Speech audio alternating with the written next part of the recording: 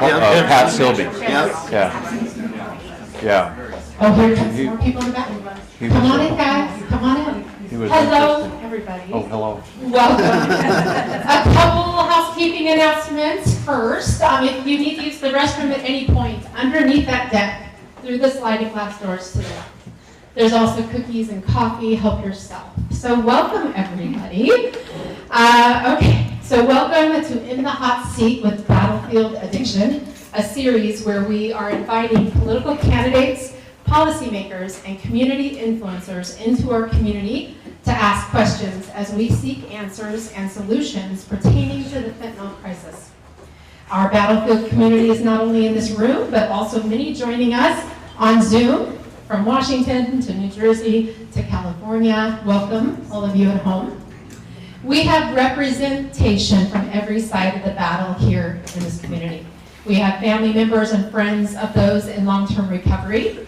We have family members and friends of those currently fighting addiction and on the streets of Seattle, Auburn, Federal Way, you name it. And we also have those who have lost their loved ones due to fentanyl. As early as we have Joshua, Mark's son. Mark's in the house tonight, who lost his son in July. We have Jordan's parents represented on Zoom.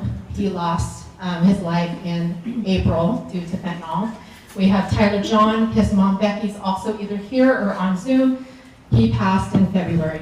We've got 2023, we have Jennifer right there in the back, her daughter Mariah. That was 2023. We've got in 2022 represented, we've got Linda Dean, who lost her son Drew. We also have 2021 represented, and we have Kat right there, who lost her son Jesse. Leading the conversation is Art Dahlen, founder and visionary of Battlefield Addiction, and owner and creator of Rebuild Recovery. Beyond being a treatment provider, Art is an exceptionally skilled family and recovery coach. Ready to hold this some way different? I'm good.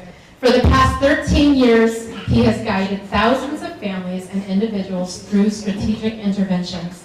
With 17 years of personal experience in active addiction, Art brings unique insight and expertise helping families and their loved ones find their way out of the woods and into long-term recovery. His work has brought a strong following from diverse backgrounds, and his direct strategic approach, coupled with the wisdom of his own journey, has earned him great respect within the addiction and recovery community. He continues to attract attention from city officials and organizations seeking guidance on addressing addiction. Art and Battlefield Addiction and Rebuild Recovery endorses no party or political candidates that we may discuss tonight. We are, however, inviting all candidates from all sides into our community forum and letting this issue be talked about in a bipartisan manner. This issue is very serious to all of us, and we must have solutions. We're open to all good solutions, no matter who they come from. So let me introduce and share a little about tonight's guest that is in our hot seat. Dave Reichert had a distinguished 33-year law enforcement career at the King County Sheriff's Office, starting as a beat cop and later becoming appointed and elected King Sheriff, leading the 1,200-person organization for 8 years. Reichert worked as the lead investigator on the Green River serial killer case, where 49 young women were murdered during the 1980s. Reichert worked as the lead investigator, in 2004, he was honored with the National Sheriff's Association's Sheriff of the Year Award. Also in 2004, Reichert ran and won election to Washington's 8th Congressional District and would go on to win a total of 7 terms in Congress. Dave is undefeated at the ballot box. He was honored to be just a handful of freshman members of Congress at the time selected to chair a subcommittee and was respected by members on both sides of the aisle for his willingness to listen and work to find common sense solutions to real problems. I like that. After retiring from Congress in 2019, Reichert is back to help show Washington that there is another way. So please welcome Congressman Dave Reichert.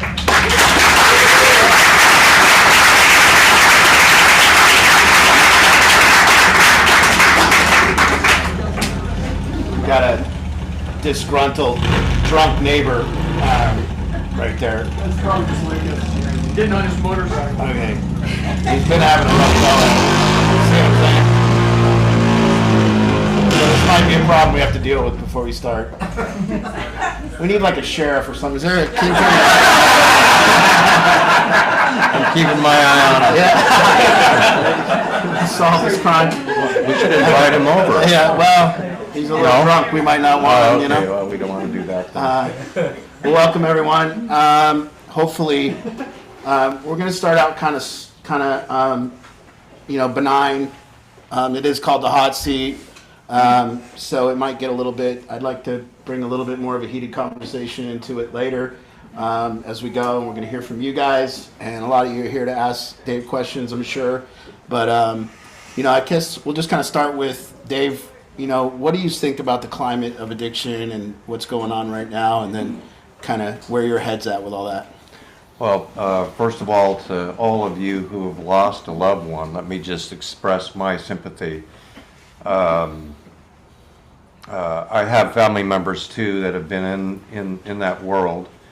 As I think almost everyone that I talk to have had friends, neighbors, or relatives that have been addicted to some substance, and the impact on families. You can share that better than I could. Can you hear me in the back? Okay, are there speakers back there? I've been talking a lot over the last year and a half, so my voice is kind of comes and goes. I'm thoroughly frustrated. It's one of the reasons I got into this race. At my stage in my life, this was not a part of my plan to be running for governor the last year. By the time this is over, it'll be about a year and 5 months that we've been doing this. And I've been able to stay at my house for about, I think, 3 weeks. So it's been a busy time.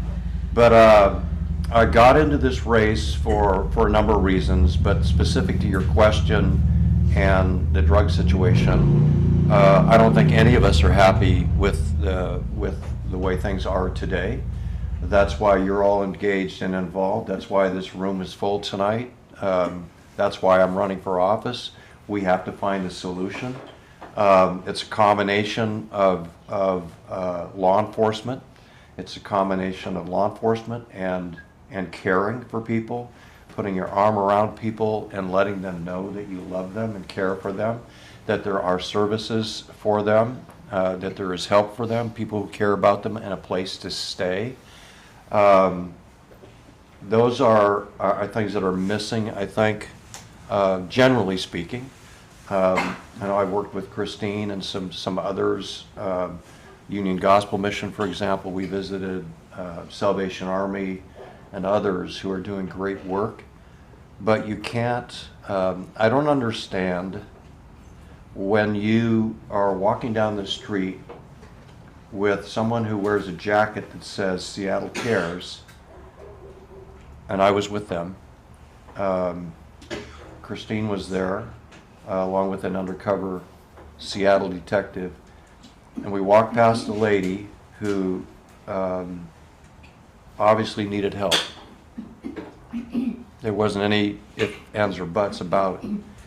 And we walked right past her, and I tapped the Seattle Cares jacket person, and I said, "Are we not going to help this person?"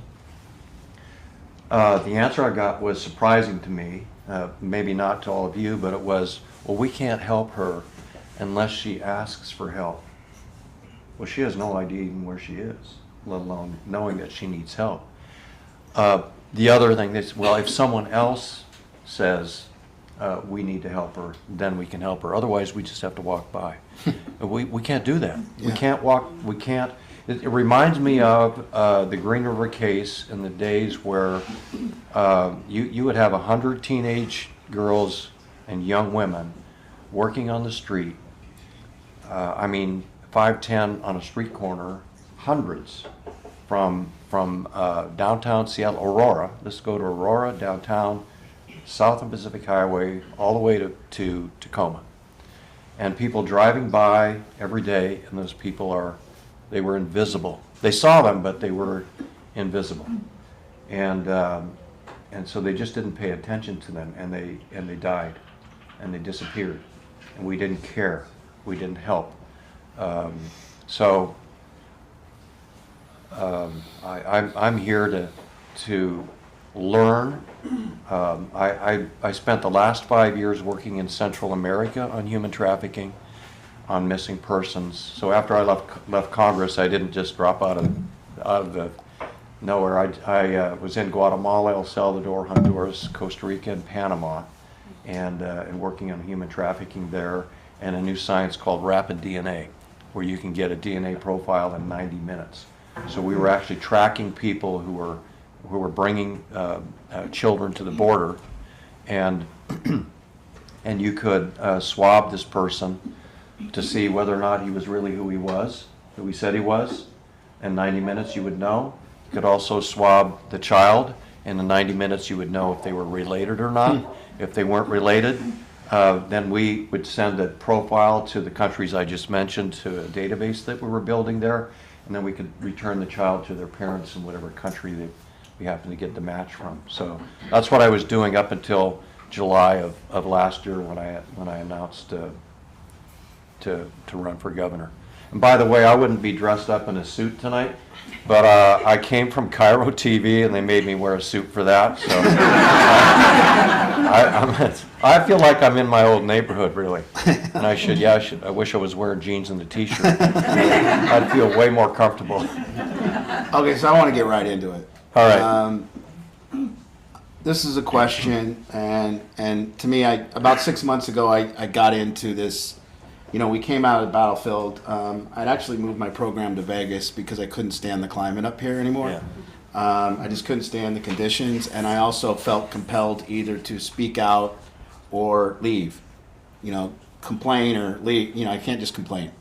And we moved the program to Las Vegas, and we spent a year down there. And at some point, I saw the work of like Andrea Suarez. And I saw Andrea's work and I went, wow, she's running through the gauntlet. She's actually taking all the criticism that I was fearful of, all that kind of thing, and she stood up to it. And to me, this isn't an issue. So my question to you is, this might sound kind of weird because maybe some people don't know what I'm talking about, but one, does virtue signaling, does it exist in our policymaking in Washington State? Define it for me. How do you? Because you know every word has a definition. So okay, from my perspective, virtue signaling would be fake compassion. Would be, I help these people differently than you, or I know how to help these people and protect their rights as a drug addict, their rights to kill themselves, because in fact I care more than you, Dave. Yes. So it does exist. Mm-hmm. And then how do you see that manifesting, and how do you see us coming up against that? So this does get political. I mean, that's why probably when you talk about environment, it wasn't the rain here. It hasn't rained here for a while. Absolutely. So the environment's the political environment. So I mean, the complaints that I hear as I go around the state is no one's listening. I don't care if it's about drugs. I don't care if you're a plumber and you want to talk about issues around plumbing rules and regulations and training, or if it's an electrician, or if it's, I mean, name the problem. We have committees, we have advisory boards, but people who are on these committees and advisory boards are saying that, yeah, we're sitting on these boards, but no one listens to the ideas and thoughts and concerns that we have. So when people say they care, it's sort of like, am I not supposed to be political? I want to make absolutely political. That's what we're here for. We're here for truthfulness, whatever. Okay, that's what I want to comes do. Out in. All right. So what you see is what you get. I don't understand this, and maybe you might be thinking the same way I do. I don't understand this. How can a person say, now that he's running for governor, how can a person say that I now realize there's a problem on the streets of Seattle when he's helped legalize drugs in Washington State?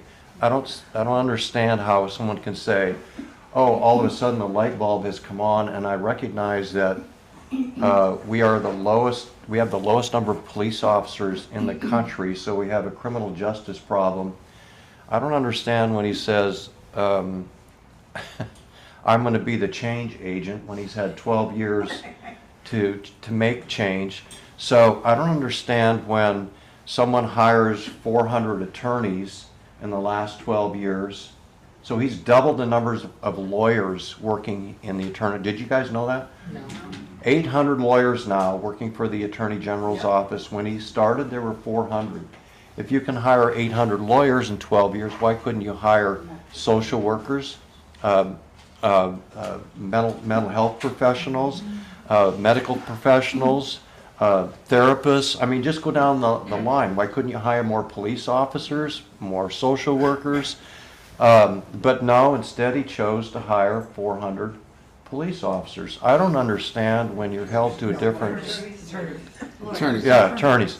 Yes, instead he hires more attorneys. Hey, thank you for helping me. This is what it's about. It's about teamwork. Right? I said I did a Cairo TV interview today, and they asked me this question. I'm going, okay, what's the answer to that question? So I said, look, if you're looking to hire somebody or elect somebody who says, I have all the answers, I think that's the wrong person to be electing, because that's what we've been dealing with for the last 40 years. We've had 40 years of a Democrat governor. The House has been in the minority for 23 years, and I don't know what the Senate is, and off and on conservatives in the minority. I'm not saying that conservatives have all the answers, but together we have answers. And that's the point I'm trying to make, is let's bring people together. Let's listen to each other. I don't care if you're a Democrat or a Republican. I never asked that question when I went to a call. I said, do you need help? Yes, I do. And then I would help and solve the problem. But you look for facts. You help Democrats? Oh, yes. Dave! Yeah, my mother and father-in-law were one, but I cured them. I want to get real in the fact that, just so you know, if you're here and you're not for Dave, and that's fine, and just so you guys know, there has been massive amount of people trying to contact the Ferguson campaign to come talk to us. Zero response. The man will not respond. So if you're on Zoom and you understand, why is Battlefield Addiction just dealing with Republican candidates? Because they won't come.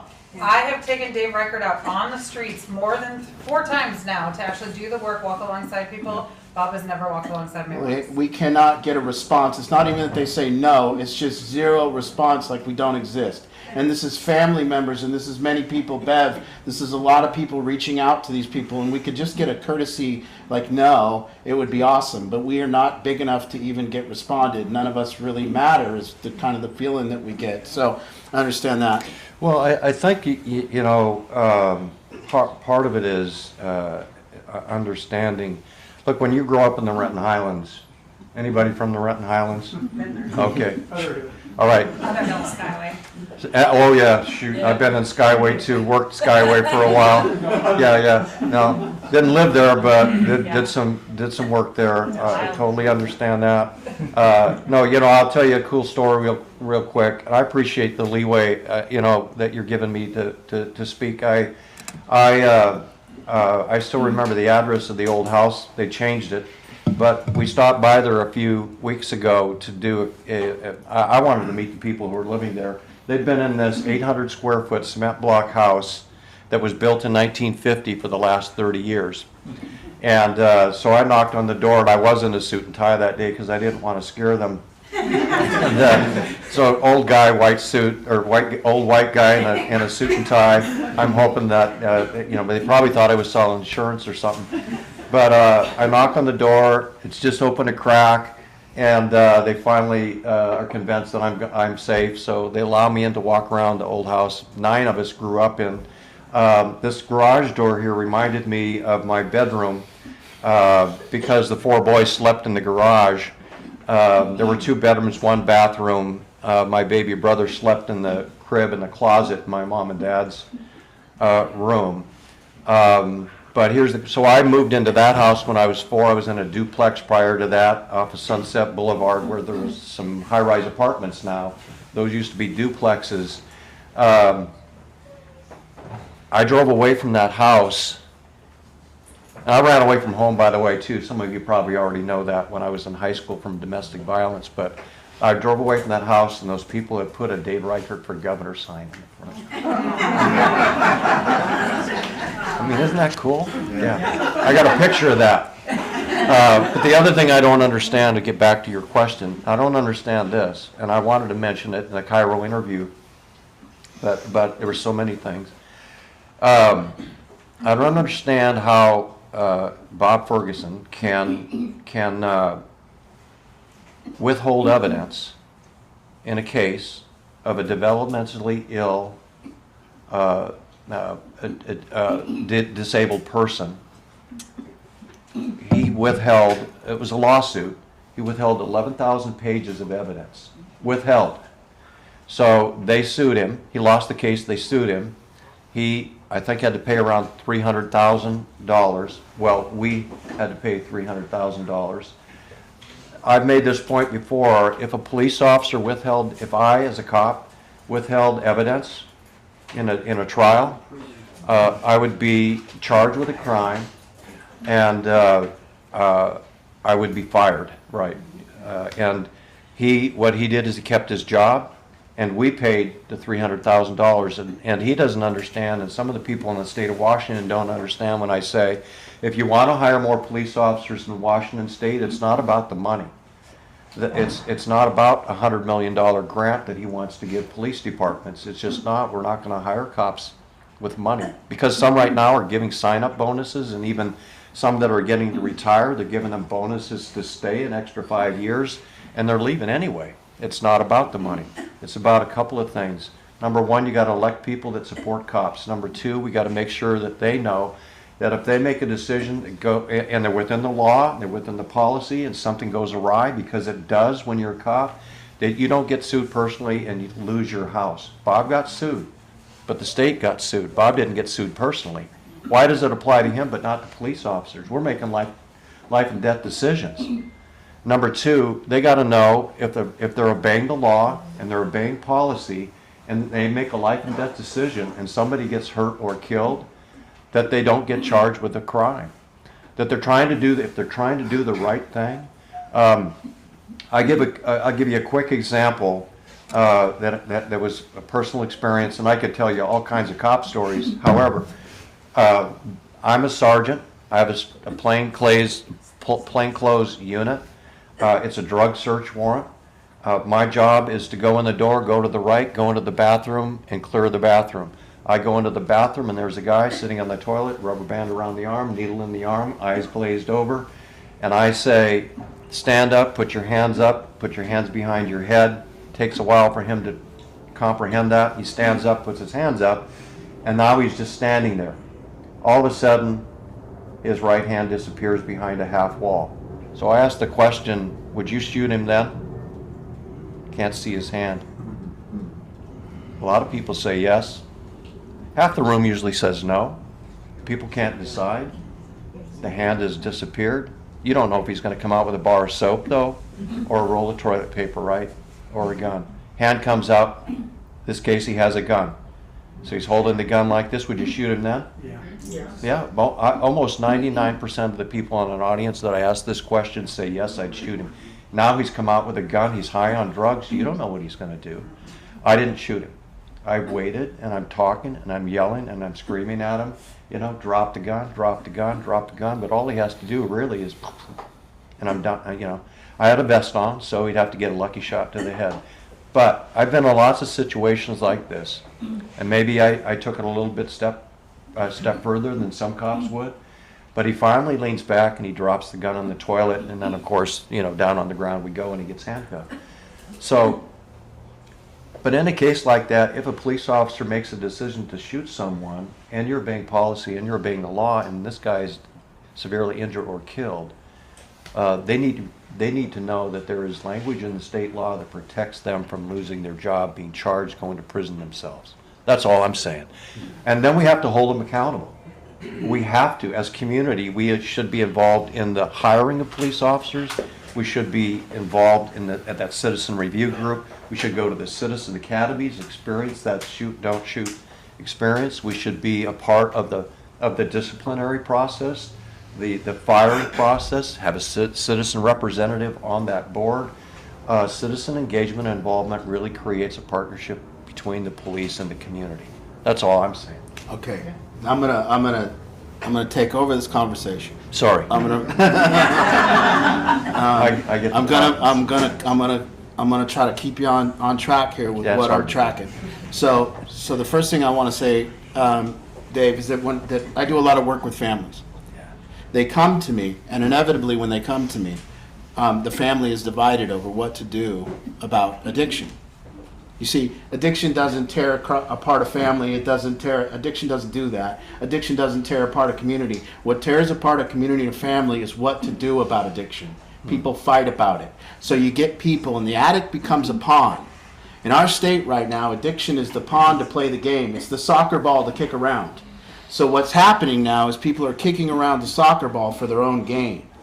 And so when I ask what virtue signal is happening, what I'm saying is, so then the mother and the father sit down in front of me. And when they sit down in front of me, the mother says, well, my son is in my basement doing drugs. I purchase the drugs. I buy him a little bit every day. And I say, well, why do you do that? And the mother says, because I don't want him to die. And I say, so you buy your kid fentanyl because you don't want him to die? Yes. Yeah. So how did that person get to that, and what's her motivation? So inevitably what comes up is that the codependent mother or the enabling mother does that for her own virtue, to look like a loving, caring individual. And in fact, she says, my son is down here smoking fentanyl, and that's because I care, and everyone else stay away from him. He's got a use disorder. So because it's not his fault. And so when I say, to me, that's what our state has become. This enabling mother of a state that says, I'm better than you, I care about these people more than you, and therefore I'm going to give them a home and let them do drugs and die. And by the way, when I go to the co-lead program or I go to these places, I never see Democratic representation. Like, to me, if I put together a program I'm proud of, I would be standing on the door publicizing what I've done. Here is my Housing First program. Look at what I've done. Look at what we've achieved. This is helping people. They're never there. In fact, all I see there is kind of other people going around touring the place going, ow, wow, this is a disaster. See, when we create, and to me, this is what I'm talking about, what you're up against. So if you want to solve this problem, we have to first solve this ideological problem. This problem of who cares. See, I listened to what you said. There was kind of one thing that I didn't like. And one of the things that I didn't like that you said is that we've got to put our arm around these people and tell them we care about them. I don't like that. To me, someone's using drugs and dying, the last thing they need to know if I care about them. They'll figure that out later, after I get this addiction arrested.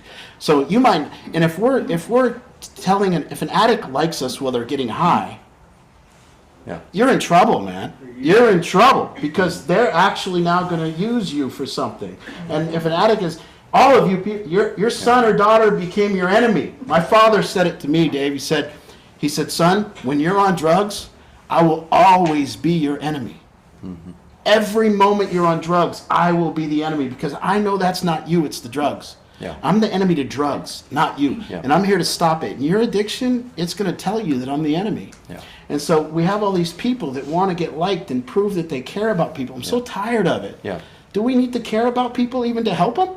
Like, is that a mandatory thing? Can't you help people just by doing the right thing? You see? So you can help people by making the right moves and requiring more of them than they require themselves. And so that's what I mean by this ideology of like, how does it manifest on the left and how does it manifest on the right? So I am a far, I'm a far right-wing person, therefore what? You see, therefore what? Well, maybe I'm better than you in these ways. So that brings me to like what we're really dealing with. I keep telling people, we can't talk about the issues like they're issues, because the issues aren't the issues. We don't talk about the soccer ball. We talk about what's going on with the players. And right now, I think we have to be wise enough to understand that we have to show that enabling person that they don't actually care, that they're doing it for their own virtue and for their own gain. And they're doing it to make themselves feel better and look better. But it's not helping. Yeah. Well, so I'm going to disagree back with you. Okay? Put you on the hot seat. Yeah. These No. people might boo you, Dave. I'll tell you. Pardon me? These people might boo you, but you can try. I'm up against the wall. You wouldn't hurt an old man, would you? Hey, but I was raised in a family with 7 kids, and I knew my parents cared about me. They made some bad decisions. I raised my own children too. So when I say, you have to show that you care about people, sometimes that's tough love. Yeah. Sometimes caring about people means telling them that they're full of, can I say full of shit? Okay, I really, Not to get down. so like Art is full of shit? Is Yeah. that what you want me to Again, you can try with that, Dave. say? No, Art is not full of shit. Politicians sometimes are, though. Maybe we get some time to tell you how I got into this line of work, because this was not ever an idea or thought I had in my head in my life. But I'm here by the grace of God. That's the way I look at it. So now when I say you have to show people you care, sometimes you have to show people you care by the tough love kind of a approach. And so, the spankings that I used to get when I was a kid, for example, if I stole when I was 6 years old, I stole a pack of gum. I might have been 5, I don't know.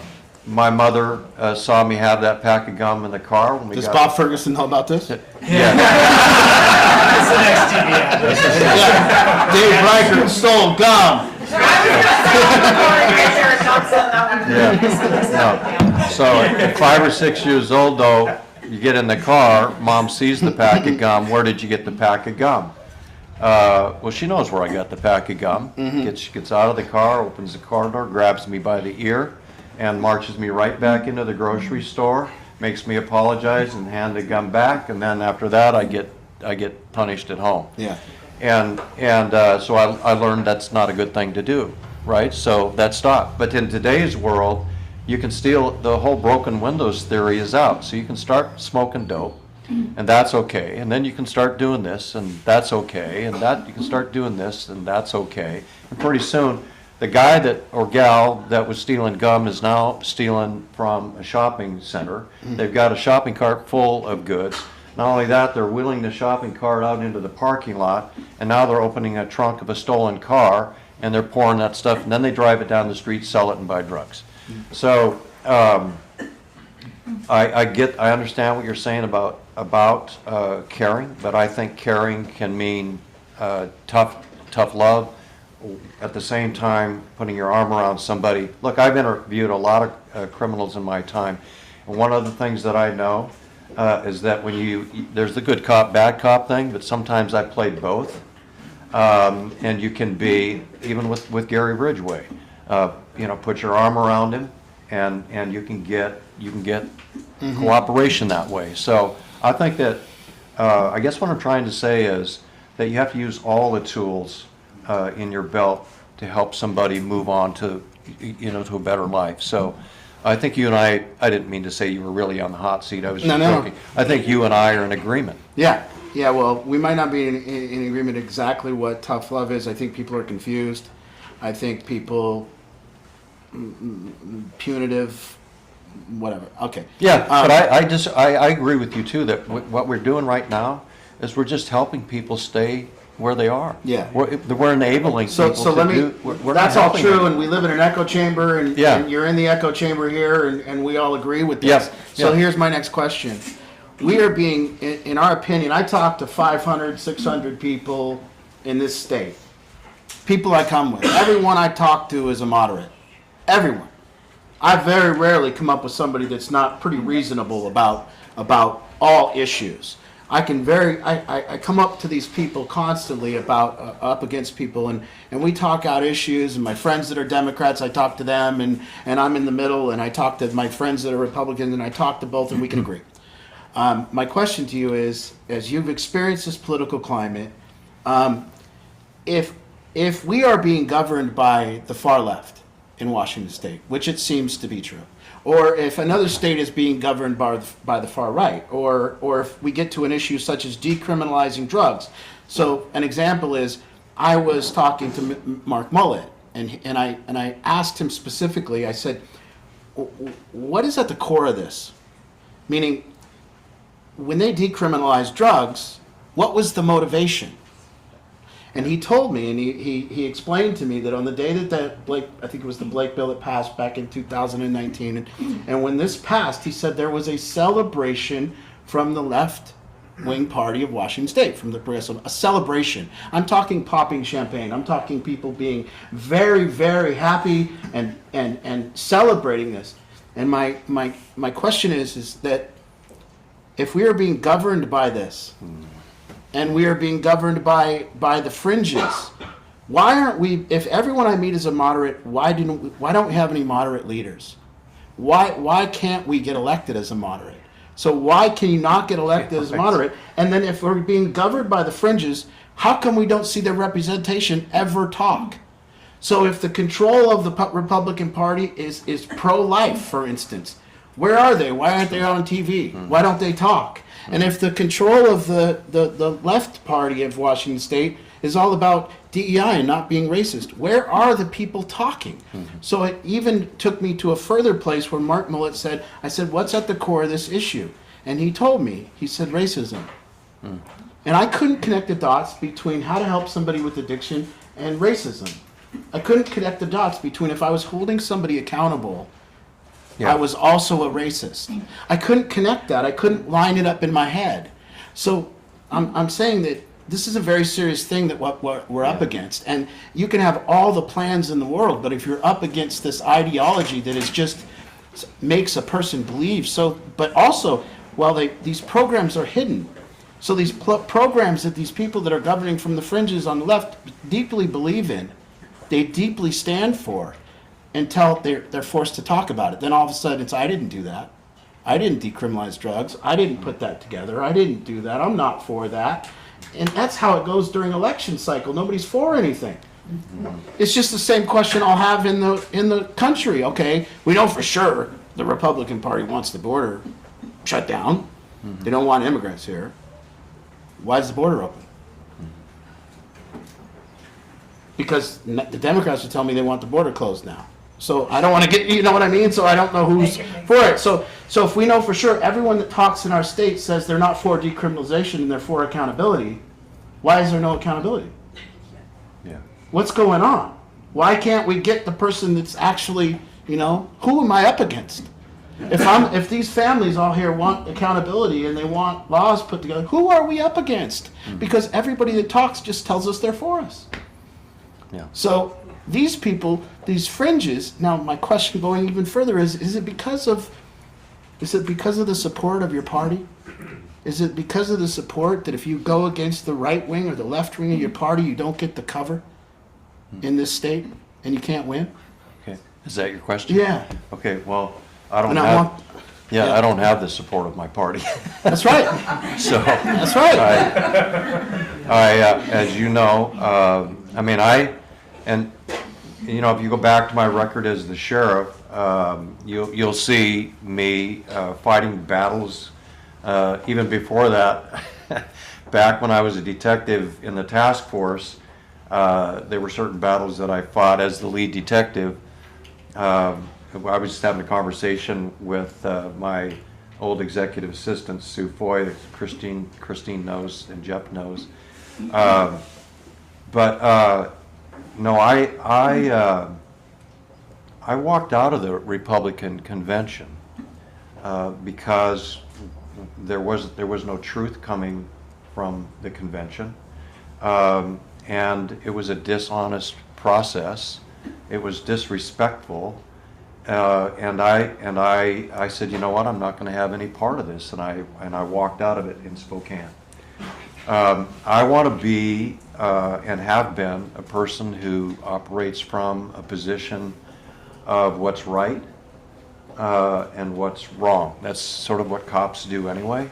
I want to operate from, again, I mentioned earlier, on facts and make decisions based on fact and not on ideology. And in the state today, we have a Republican Party that's led by people that have a certain ideology.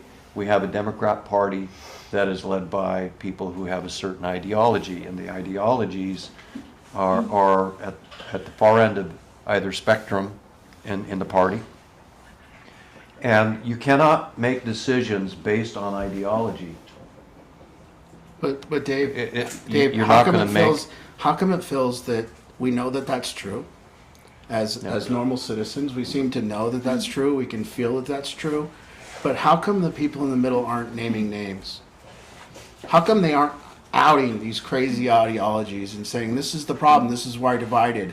We say blue state, red state. Shouldn't a good leader be trying to make a purple state? Something in the middle of a mix of all this? So shouldn't the goal of a leader right now in this divided country be make your state a swing state, almost? To say a swing state is a pretty good way to be, because it means we can actually be swayed. We're not righteous. We can go either way depending on the issues. We could listen to people. We could be a swing state. But we're going to, if we say, oh, we want to turn this into a red state, well, isn't that part of the problem? And if we want to be a blue state, isn't that part of a problem? Yeah, but I mean, that's why I'm running for governor. I got it. I got it. I'm working toward bringing people together, which then makes us, as President Obama said, purple, when you mix red and blue. I had to look that up before today. So. Pardon me? You had to look that up? I had to look it up before I could say that. I'm not a painter. Yeah. So, but look, I didn't set out to be something that I'm not. I got to tell you first how I got into this. Okay, I am not the best student. I'm dyslexic. I struggled in school. I lived in an old car. I went to high school from my car. I wasn't focused on getting good grades. I was just, as some of you know, you might be able to identify with, and the gentleman back there that knows Mark, he may or may not have known that I was coming my senior year to school out of my 1956 Mercury, but we didn't talk about it back then. It was a big secret. The teachers didn't even know that I was doing that, but I kept going to school. I was fortunate. I was blessed to be a little bit athletic. I played a little football at Kent Meridian, some basketball. I played at a small junior college in Oregon. They paid. We had no money. They paid my tuition, they paid my books, they got me a job, and they said I had to get my grades up. So I looked for the smartest girl on campus at Concordia, and actually, I was honest, to be honest, I was looking for the prettiest girl, and she turned out to be the smartest girl too. But we've been married 54 years.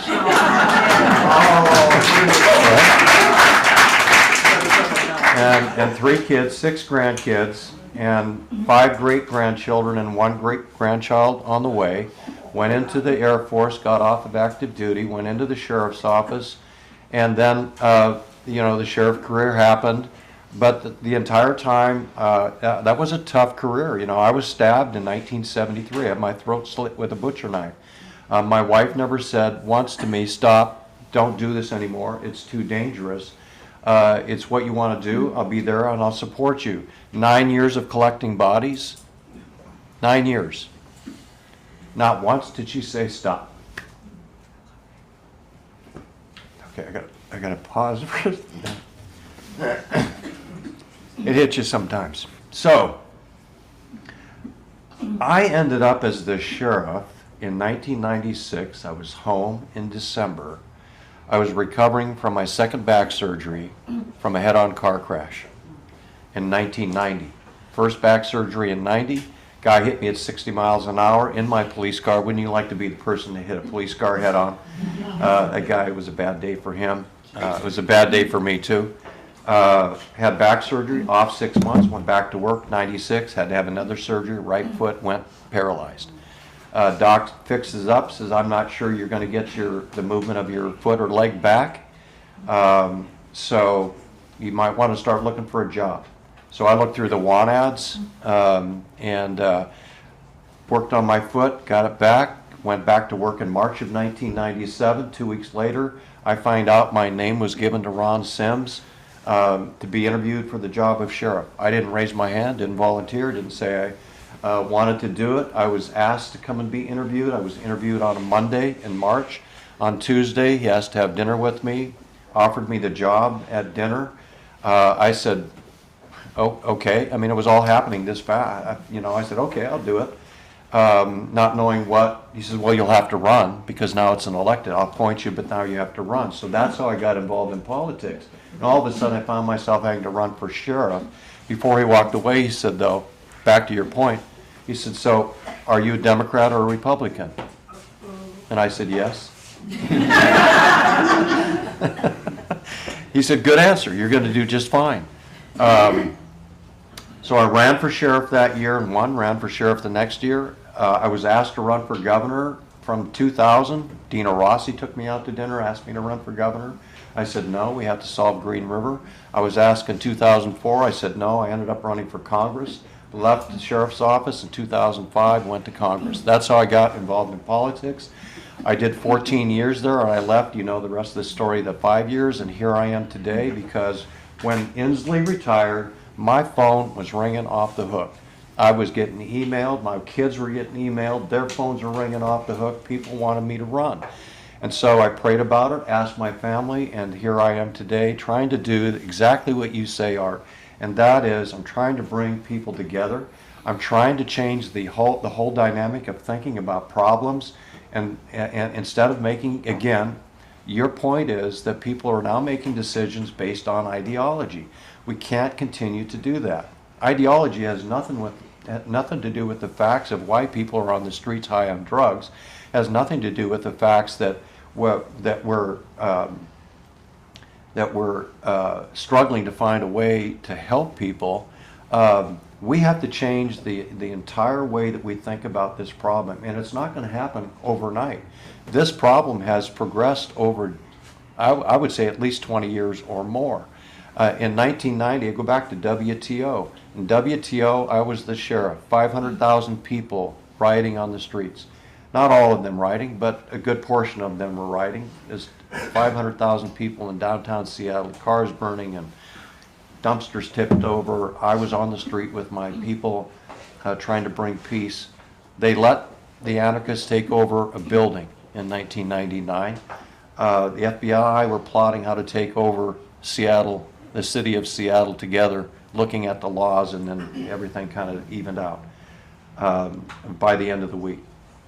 But in CHOP, they took over city blocks. So they took over a building in 1999. We slowly say, you know what, let people express themselves. The freedom of expression and the expression of your First Amendment rights is so important. So we're talking about whether or not we should have that, have the right to do that. We all have the right to do that, but you don't have the right to stomp on the rights of other people.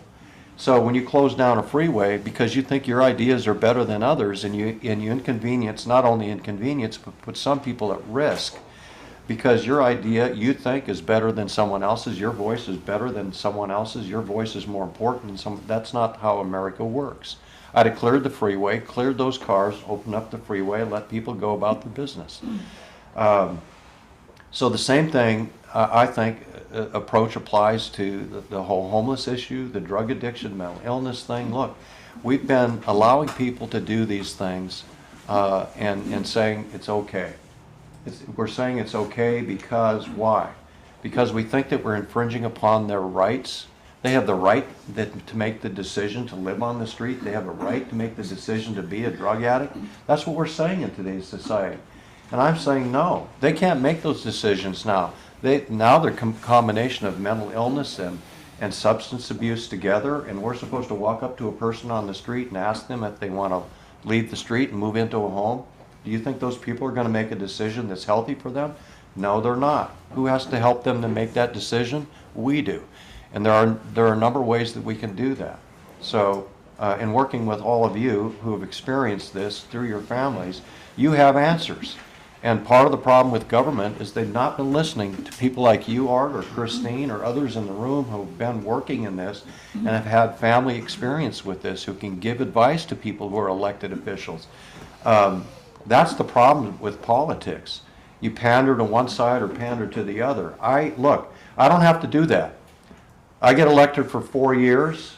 I'm 74 years old. I'll promise you this, I'm not staying 12.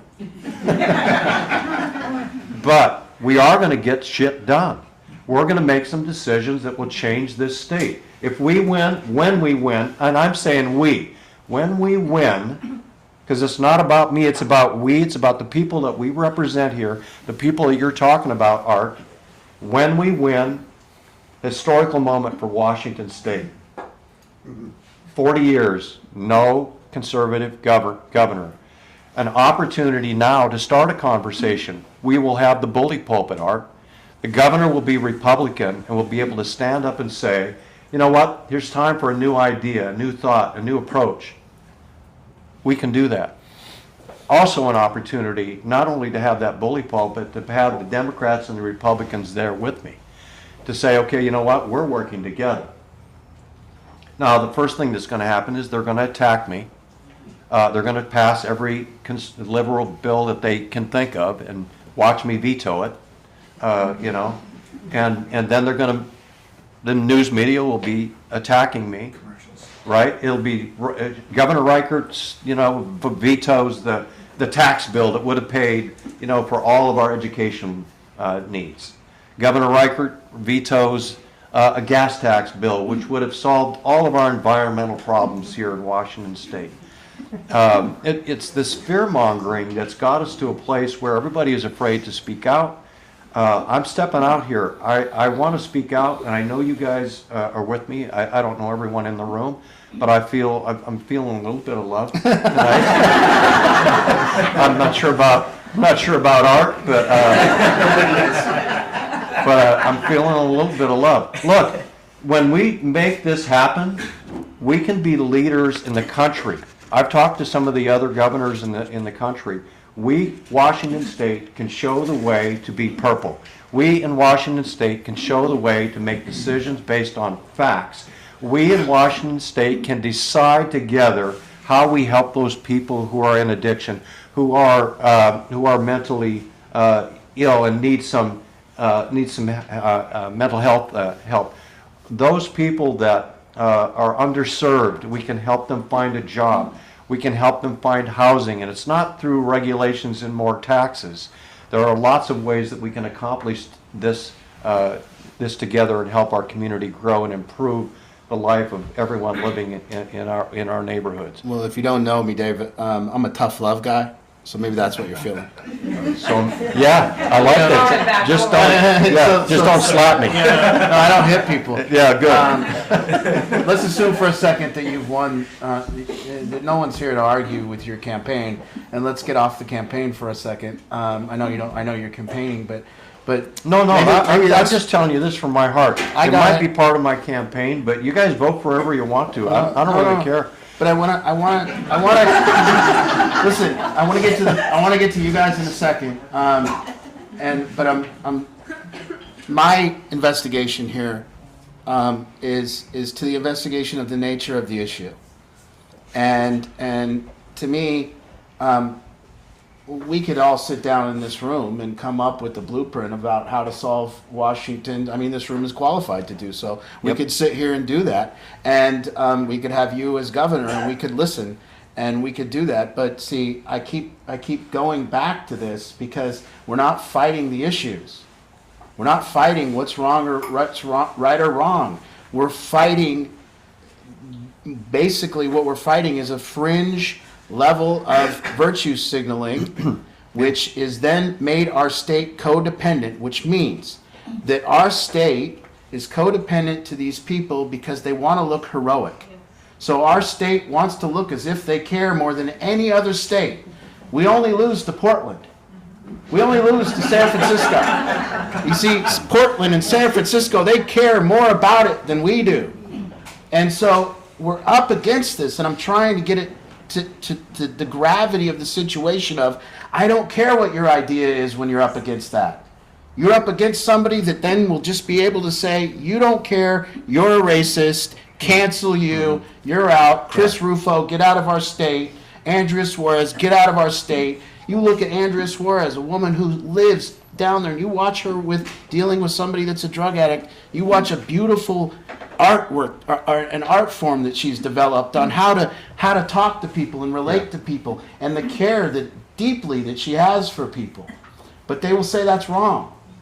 They will say, no, she doesn't care. She's just doing it for some other reason. And so, you know, we all see it. We've all been a part of it. Of a good idea has nowhere to travel. Because, wait, why? And you said it's a few people. Well, no. Here's why we've gotten where we've gotten in the state. Because the people that are up against us will say the war on drugs never worked. The people will say that the war on drugs was racist. The people will say it was punitive. The people, and maybe it was in 1988. Maybe it was in 1985. It was, possibly. But they will say that if you hold people accountable, you're adversely affecting a marginalized population, and you're making their life worse by doing so. This is what we're up against. So I'm just trying to get it across to what is the nature of the real problem that you're up against, and we can say we're going to solve this and that, but... Art, I mean, I totally understand what you're saying. I've been facing this throughout my entire career. This isn't anything new, and especially in this last year and a half. If you read the Seattle Times, you'll see that they're not kind to me, and you'll read some. That's putting it politely. And if you watch some of the news clips and some of the comments by the commentators, if you read other newspapers across the state, you'll find that they're already attacking me because the ideas that you're talking about are ideas that I'm expressing. And we've got to have the voice. What you're saying is it's difficult, it's hard, it seems impossible, but that doesn't mean that we give up. That means that we fight harder. And that's how I was brought up in my, as a child. My actual concern, Dave, is that you're not crazy enough to out crazy the crazy. Okay, so guess what? I'll give you an example. You need to talk to my six brothers and sisters. Yeah, okay. I'll give you an example of my harm reduction program. I have a harm reduction program that will out crazy the crazy.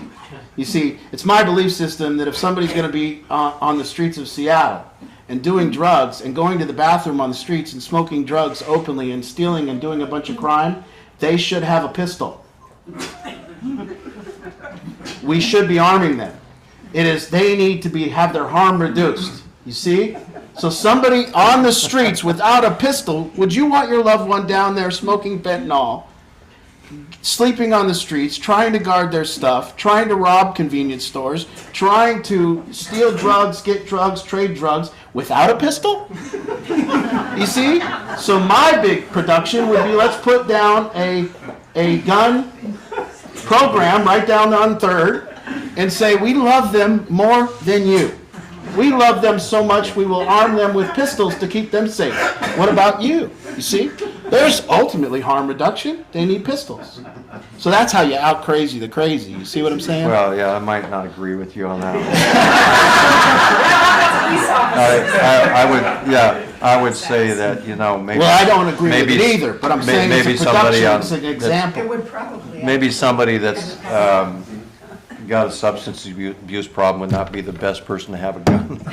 But exactly. Right. They're also not the best person to have fentanyl. But here, it's Exactly. But what Christine is just, was mentioning. If you're going to let them do fentanyl, and if you're going to give them the foil, you might as well give them a gun. Yeah, I mean, It's just the same. Right, it's, Yes. it's poison, right? So what we need is more police officers downtown. 600 police officers in Seattle down. 175 King County deputies Dave, tell them how you feel short. about harm reduction. The actual punishment program for crimes. kids. Tell them how you feel about Yeah, harm reduction. well, I really think that police officers are have to be a part of the community. And we talk about, community policing has totally been erased from our state. And there are some small communities, when you go to Eastern Washington especially, you'll find they're still engaged and involved with the police department. But police officers are part of the whole harm reduction idea. And I know that when I worked patrol, even before the concept of community policing, I actually went to the school dances after the football games. There's no videotape of me dancing, but I was dancing with the kids. 2 or 3 officers would go. The high school kids got a big kick out of the cops out there in their uniform, dancing to music that with a nightstick, a gun, and your vest on. It wasn't a pretty sight, but we did it. There was a connection there that was made. So I think school resource officers has to come back. I think the whole idea of community working with police, I think the idea of police working with social agencies, that we have to be a team, we have to be a partner in how we surround people, and not only just protecting them, but providing the services that they need. So my whole idea in doing this is, when we become governor, we will have an opportunity to change the discussion, to change the conversation, because right now we just hear one side, as you said. And the voices of the conservative members in the House and the Senate are muted. Why? Because of the problem that I mentioned earlier. The media is not going to allow us to speak out. If I'm the governor, they're going to have to listen. Yeah. You don't. If you're a state representative and you've got a bill and you want to help people with this bill, look, it's hard enough as a member of Congress. When I was a member of Congress for 14 years, to try to get on any of the TV stations, we would call and say, "Hey, David would like to come on and talk about this piece of legislation." 2 weeks later, you'd see a Democrat on TV talking about this piece of legislation. So that's the difficulty that that we run up against. Yeah. But I'm not giving up. I'm here because I want to make a difference, and I think together we can do that. Let's open it up to some public. Right here. Okay. Hey, Dave. Hey. Nice to meet you. Hey, so Ferguson, with his army of lawyers, sued Big Pharma over and over and over again. By some estimates, $4 billion came into the state of Washington. My Google search says half of that went into the general fund and is gone. Yeah. Of that 2 million, let's say there's 2 billion left, let's say another billion has disappeared. You become governor and you find the last remaining billion that's there. What are you going to do with it? And priority Well, order. he's going to get it from Ferguson's bedroom, and he's going Yeah. Sorry for the story, Bob. Yeah. No. Well, I mean, the I was first, making jokes. Okay. but it's not just that billion. I mean, that's you're throwing a figure out into thin air. Right. But he has talked about he has $1 billion that he's acquired through his lawsuits that he wants to apply to the homeless problem. That's what he said, if I'm not correct, right? He's had 12 years to do it, right? Yeah, he said 12, exactly, that's my point. So there's $1 billion he says he's going to apply to the homeless problem, but he's already applied $1 billion to the homeless problem, and where has it gotten us? Nowhere. We are essentially in the same place that we were when he started. We're a little worse. 12 years We're a ago. little worse. Yeah, we're worse. But if you talk to the media like I have over the past several months, it seems like years, talking to them, they think there's improvement because there was an encampment removed from I-5.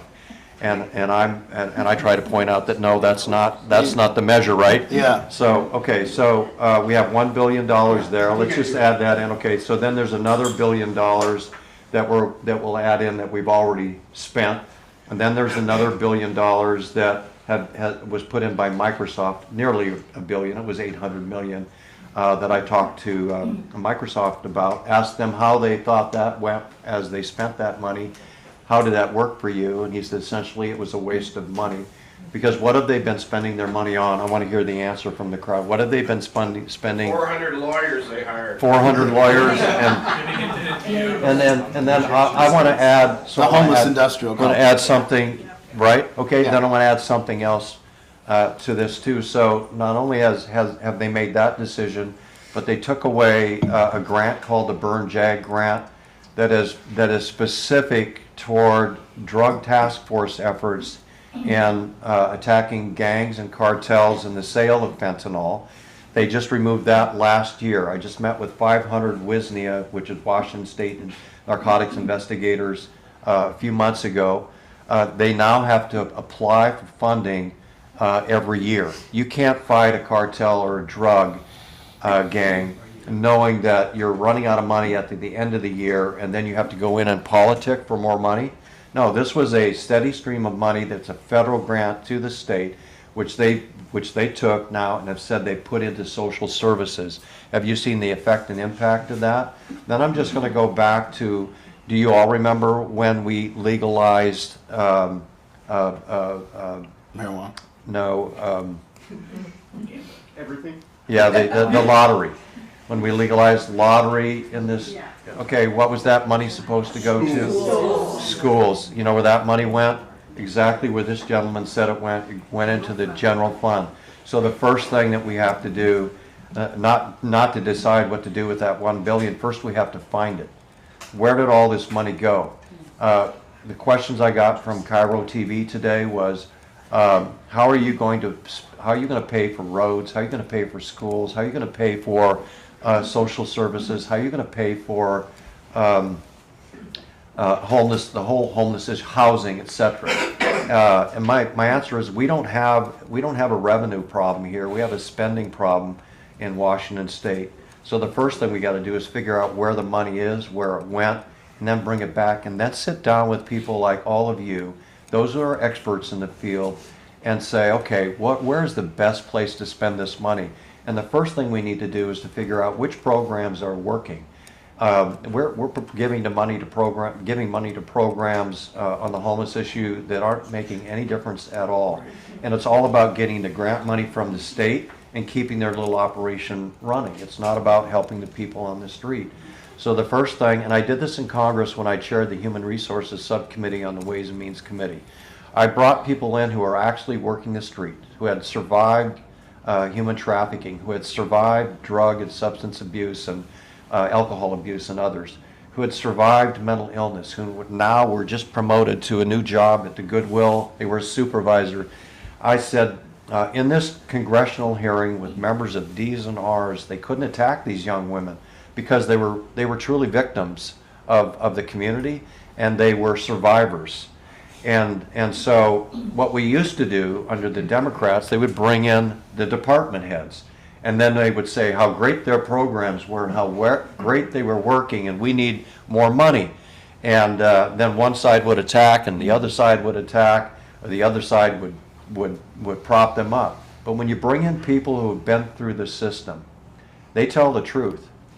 And so the question is, what programs worked? Well, this program worked. What programs didn't work? This program didn't work. So what I did was, as the chairman, I could take this money away from the program that wasn't working and give it to the program that was working. And what happened was, as soon as I did that, I got hammered because I cut this program. Not that I recognized that we were spending tax dollars wisely, but I did it anyway, and I got attacked for it. So what's your first name, sir? Chris. I like your hair, by the way. It looks just a side note. By the Another way, 5 years, mine will be the same color. yeah. Well, I take mine. Chris, I take it mine off already at is, night. right? I take mine off at night and I set it on a styrofoam bag. So you don't want to get to that stage, believe me. No, but seriously, on your question, we have to find the money first, find out where it's wasted, and then we need to put it up to programs where we know there's success. And there are programs out there that keep statistics that have low recidivism rates, that have Is it high? I'm dyslexic, so is it high? No, it's Low. Low, yeah. Yeah. So, yeah, so there's hardly anybody that comes back. They're successful. No. So that's where we want to do. We want to look at those programs. We want to put that $1 billion that you're talking about, identify those programs, and what I want to do is bring in an executive director of homelessness, which then, homelessness covers the mental illness and substance abuse and those people that are out there. As I ran away because of domestic violence, some of the young girls in the Green River case ran because they were abused at home. They were, whether it was sexually, emotionally, physically, they left home, and they ended up on the street. And fortunately for me, I stayed in my car and went to school. But sadly, some of these young girls end up then meeting someone who gets them into drugs, and then they are turned out on the street as prostitutes.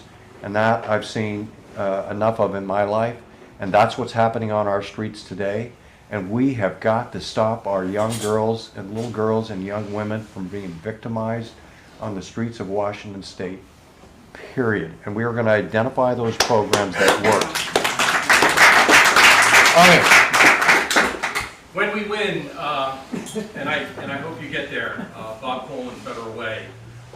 Art's taught me a lot in the past 2 years, and I'd like to think I could help put some of Art's ideas into action. So, when you get in, there's already a good toolkit. RCW, Abuse and Neglected Children, DCYF, the WAC. There's tons of law out there that can be used to help people like Art and help people in government find the children. Yep. A baby changes everything. There's tons of babies being born now that are fetal opioid substance affected. Yep. There's lots of law already working for us. There's Washington State Keeping Families Act, Keeping Families Together Act. Yeah. There's the Individuals with Disabilities Federal. There's lots of money. Washington State, by law, they don't do this. They're supposed to find these children.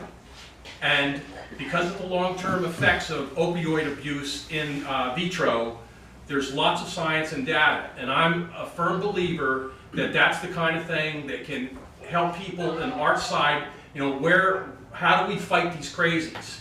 Where we don't let the crazies hold these children, these babies, as hostages in human shields. Yeah. DCYF was created in 2018. It's a relatively young agency. It had to recodify nearly everything in the Washington Administrative Code. Instead of using the laws that have been put in place by mainly Democratic politicians, the law is there that protects these children. I believe you can reach addicts because they're having these babies.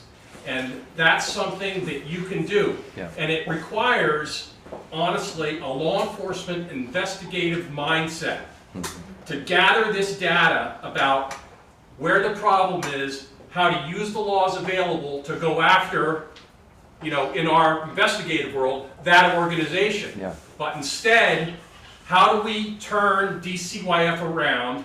You got to get the right people involved to use the toolkit as it sits, because it is there. I'm filing for guardianship for my grandson. And you have to do that in Superior Court, in this case, Pierce County.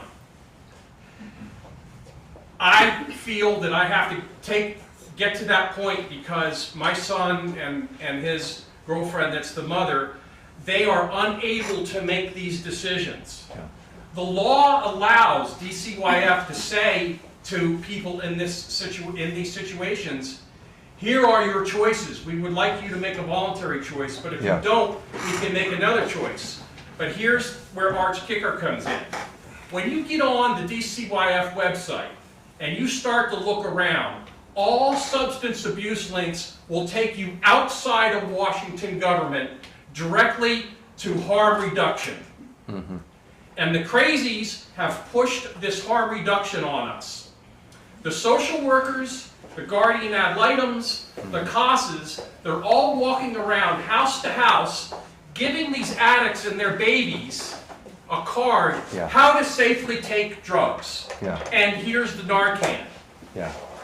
you're going to be in a position to turn DCYF around. You do not let babies go home with their addicts when they've already had to go through a week or two of their own morphine addiction, substance. I'm saying the toolkit is there. Yep. The crazies have to be fought against directly using the law that's already in place. Good job, Bob. Yeah. Thank you. Yeah, we're gonna go rapid fire here. Just make Can sure I ask everyone- a quick question? Oh, though? yeah. Hey, Bob, have you heard of the Pediatric Interim Care Center? No, but I've heard of places like Maddie's House in Spokane. Okay. I'm following other law, just like a good investigator. What other laws can I go after? Yeah. And how can I build a coalition to say, okay, here's the new target? Yeah, I get it. So, yeah, Pediatric Interim Care Center takes in drug-addicted babies in Kent. And there has been, now in the last year, there was a new law passed talking about laws that restricts them now from receiving those babies. They have room for 24 drug-addicted babies at their facility. The last time I visited there, they had 4. And so part of what I want to do is make, because they have the services, they have the expertise, they have the knowledge to take care of these kids that are born addicted to drugs. 2 of my grandkids were adopted. We were foster grandparents. Were drug-addicted babies, 3 months old, a year apart. They are now 21 and 22 years old. They're still struggling with the effects of the drug addiction on them. By the way, the first baby going to Pediatric Interim Care Center was a baby that was delivered by, it was the child of Kelly McGinnis, who was one of the first Green River victims, and her baby went to PIC, drug-addicted baby. So I get what you're saying. I understand that law, and what happens when you have a Democrat governorship for 40 years, whether the law is a moderate law that's passed or a kind of on the leaning to the left side, the direction, the policy is set by the governor, asking the attorneys within the governor's office and the department heads to interpret this law as far left as you can and still sort of staying within the guidelines and intent of the law. Sometimes they don't care and they go outside the law. So one of the things that I recognize that we could do is to start to take a look at how we can, we change the whole dynamic in the governor's office. We start to take a look at laws that have been passed and see, we start bending those to the right, still staying within the law, and then work to change the laws. But the laws that you've mentioned, already in existence, give us the authority, as you said. So I look forward to working with you when we get elected. Thanks, Bob. Hey, Dave, when elected, would you maybe pledge to start a task force with people like Art and others to address these issues that we're having here tonight? Yeah, my promise is that I'm going to appoint a director, and I'll take the job. I don't and want to go there all the time, Dave. I like to delegate, but a couple $100,000 a year, I don't have to go very much. You got that for me, right? yeah. Okay, it's, go ahead. You heard okay. it. I get $200,000 a year, So- and I don't have to go there. My promise is this, that and it's on our website. I want to appoint an executive director, and then that person will be a person who has a vast knowledge of homelessness, drug addiction, substance abuse, mental illness, and crime, because it's all connected, right? And that from there we'll build our effort to turn this thing around. So Prosecuting attorneys that aren't prosecuting anybody, though, what can you do about those? yeah, well, you cut the Attorney General's budget. We're gonna go Lily, and then we'll go back. Okay, well, I just have 2 things to point out. One, if my employer is watching this, I'm representing myself, not any State Department. Pray for me. Yeah. But You're not the first first off, person, by the way, that said this to me. no, it's very true. Like, Yeah. and to speak out, as Yes. I often do, and Yep. I'm doing this at peril, is Yep. that It is not acceptable right now, working in any of these agencies, Yep. to go against any of these narratives. And like, I've been through it this year with just trying to even, things like 5 years ago that were such common practice of working with the community. I was a community corrections officer in King County for 13 years. We were partnered with the police. We worked with the Yep. community. We knew everybody. I have been in positions where I have faced retaliation for being in community settings, just working with partners, because the narratives are so controlled. Yeah. Well, I'm not going to ask. So you. let me ask you this, Lily.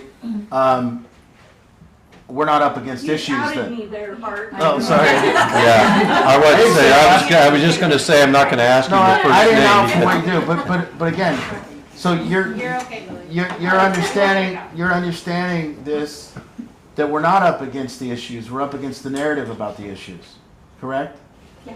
Yeah. Well, So then you have to pull the people So- together. so Like, if we- everybody wants to work together, but there's a lot of people that really fear the government climates that need Yep. to be partnering with people. Yep. And the efforts to gatekeep community and government services is pretty profound right now. Can But I I? would say like two quick things. is, Yes, please. One, when you're talking about lived experience on boards, starting in January this year, 1541 that passed last year comes into play that requires lived experience. The Nothing About Us Without Us Act is what it's called.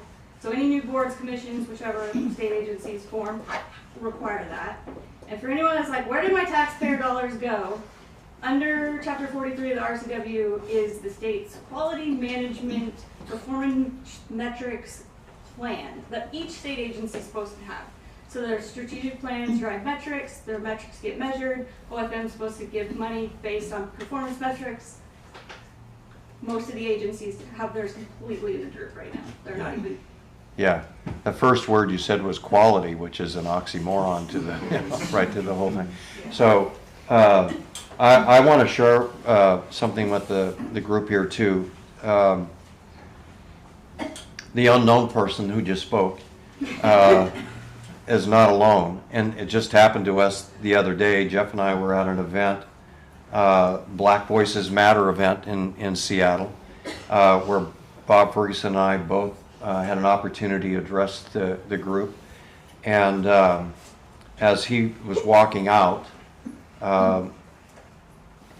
we took questions from the crowd, but as he was walking out, a woman jumped up out of her seat and said, "Just a minute, I have driven 3 hours just to talk with you because I have tried to see you, I have tried to get a hold of you, and all I do is call my assistant, call this number, call that number, go here, go there, go over here. I can never get to you." And she was obviously upset and angry. She was in the corrections system, and Jeff, can you help me with some of the things that She's an she? investigator in the corrections system, and she was having issues. She was trying to bring some stuff to their attention that Bob just wasn't. He totally blew her off. And I've been at other events where other state employees have come forward, or they pulled me off to the side. There are people like you who want to do the right thing, but we have to start removing people at the top to make things happen. And this is what happens when you have a one-think government who appoints one-think people to positions to one-think together. And we've got to change that dynamic to help people like the unknown person. How are you gonna increase communication then? 'Cause it seems like that's one of the challenges, is the communication. Yeah. Because you have the outer bands of thought, bringing people to the middle. I got you guys. Sorry. Yeah. Because you're She saying didn't raise her that- hand. I didn't raise my hand. Yeah, it's okay. So, you're saying that. She's so excited. Yeah. You wanna listen, you're gonna listen to Yep, people, yep. which is good, Yep. right? So then how do you change the direction of the ship then? Yeah, well, what's the old saying? Yeah, you can't, I mean, that's going to take time, right? But the first thing that you have to do is, I think, when we get elected, the first thing I'd like to do is just to call the Democrats and the Republicans from the House and the Senate together. We'll have a meeting and say, this is what we want to do. We want to work together. were going to work together. They're not going to want to work together. I hope that I'm wrong on that. But if they have an opportunity, if they might even feel like they don't have an opportunity to be honest with the way they really think or feel about problems. So if they have someone who's a leader, who's open to all ideas, and that's what I did when I was the sheriff and when I was in Congress, I would seek out people who had different opinions. Abraham Lincoln did the same thing. Bring people into your conference where you have differing opinions, because that's how you come up with great ideas. To somehow bring the conversation together and bring people to get them on the same page, that's difficult in a large government, right? But they do it in companies, so it's got to be possible within large government. So one of the ways that you do that is you have somebody, one person who is absolutely the person who is responsible for this issue, and then you go out and have that person start to make connections and connect the dots. And then I go with the person after the dots have been connected, then I get engaged and involved, and we bring the connected dots together, and we start solving the problems. Some of these dots that might be out there need to be erased. They don't need to be a part of the process, you know. So we'll have the dots together that can start making these decisions. One of the things that I did, the sheriff's office when I was there had 1,200 employees. One of the things that I did, and you can ask people that are still there today, I went to every precinct, to every roll call, and you know what that means? That means day shift, that means swing shift, that means graveyard shift at 5 different precincts. That means everyone who was working downtown in the courthouse in different shifts. That means the comm center that was working out in Renton. That means the detectives and other investigators and assistants who were working at the regional justice system. It took me almost a year to do that, and then I would start it again. But that's the only way that you can, by getting in and talking to people, and I know it's going to take a lot of work, but I'm willing to put in that effort to bring people together, to sit down and talk to people like the unknown person, and get their input. That's what it has. That's what a leader does. You've got to be in the mix. You can't just be up here, and then you start getting help from your team. So then things trickle down from your command staff to the lower levels. When they understand your policies and what you want to do, then you can get the machine working. Right now the machine's busted. All the wheels are off. Back there in the back. Yep. Hi, Dave. Hey. My name's Adrian, and before anything else, when you're done with your hair, I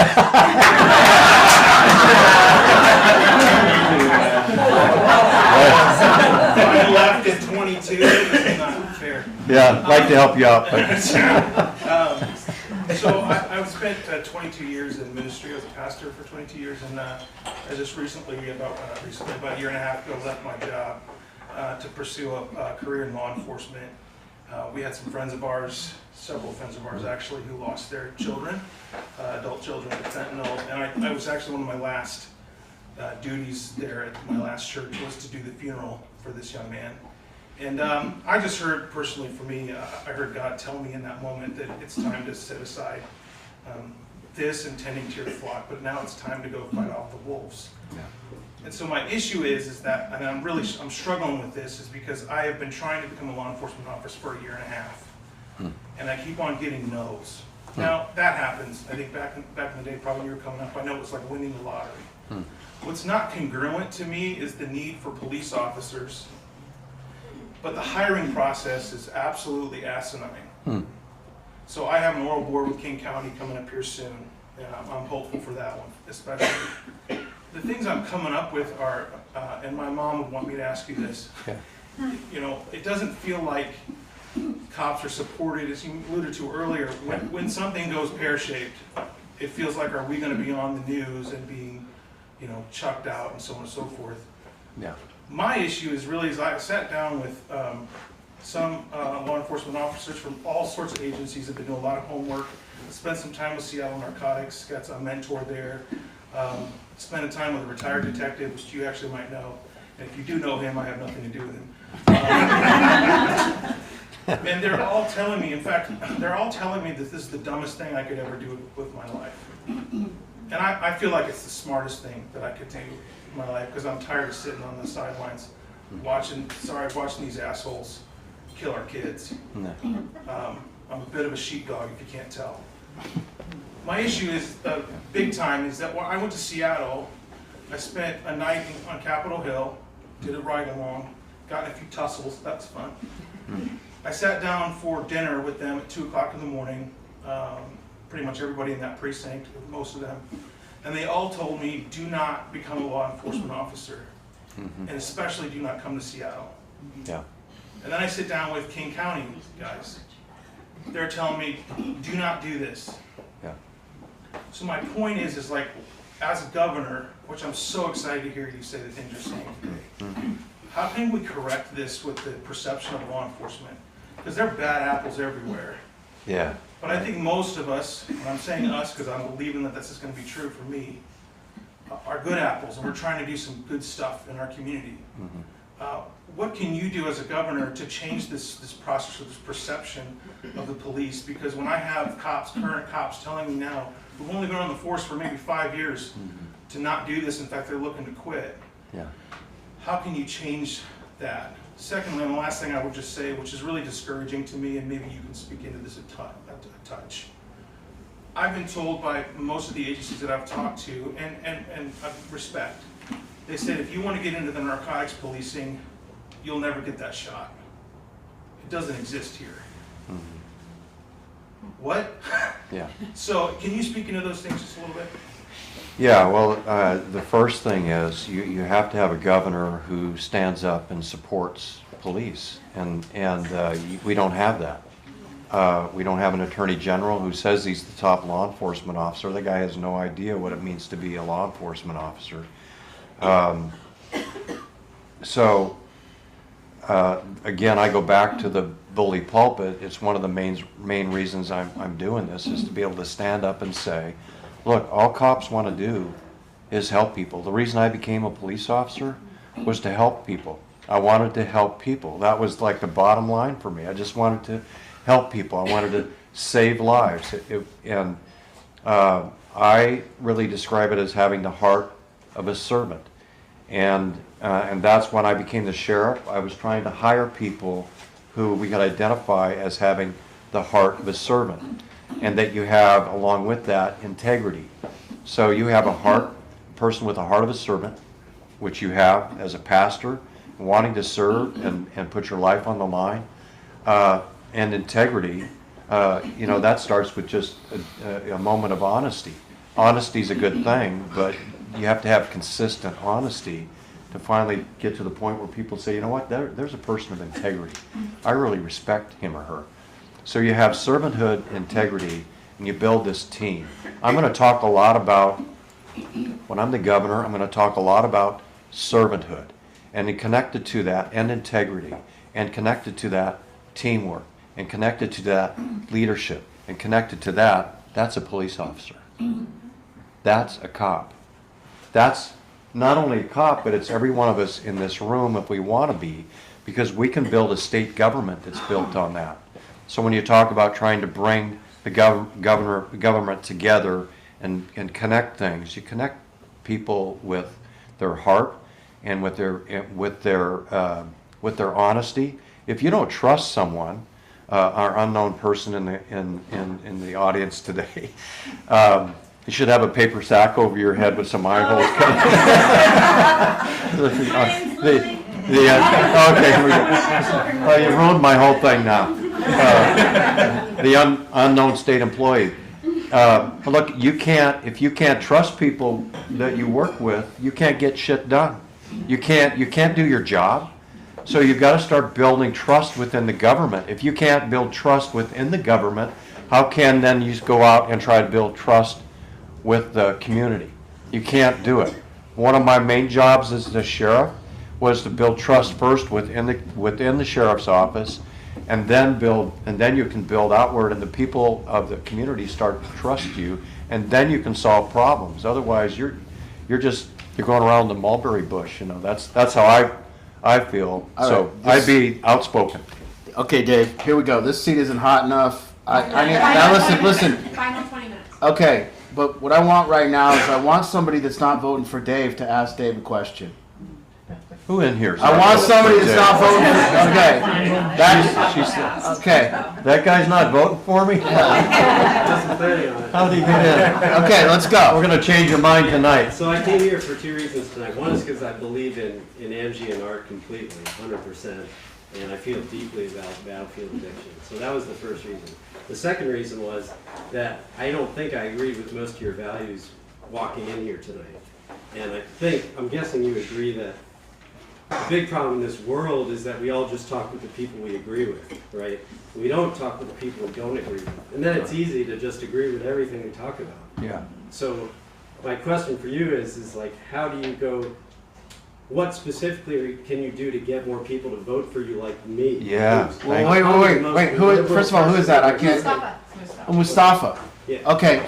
First, I want to start with as you've listened tonight, what I really want to know, what is it that you disagree with as you've listened tonight? I don't know if I disagree with much tonight, honestly. He was saying he came in. Okay, good. I want to know what you came in thinking that you were going to disagree with Dave on.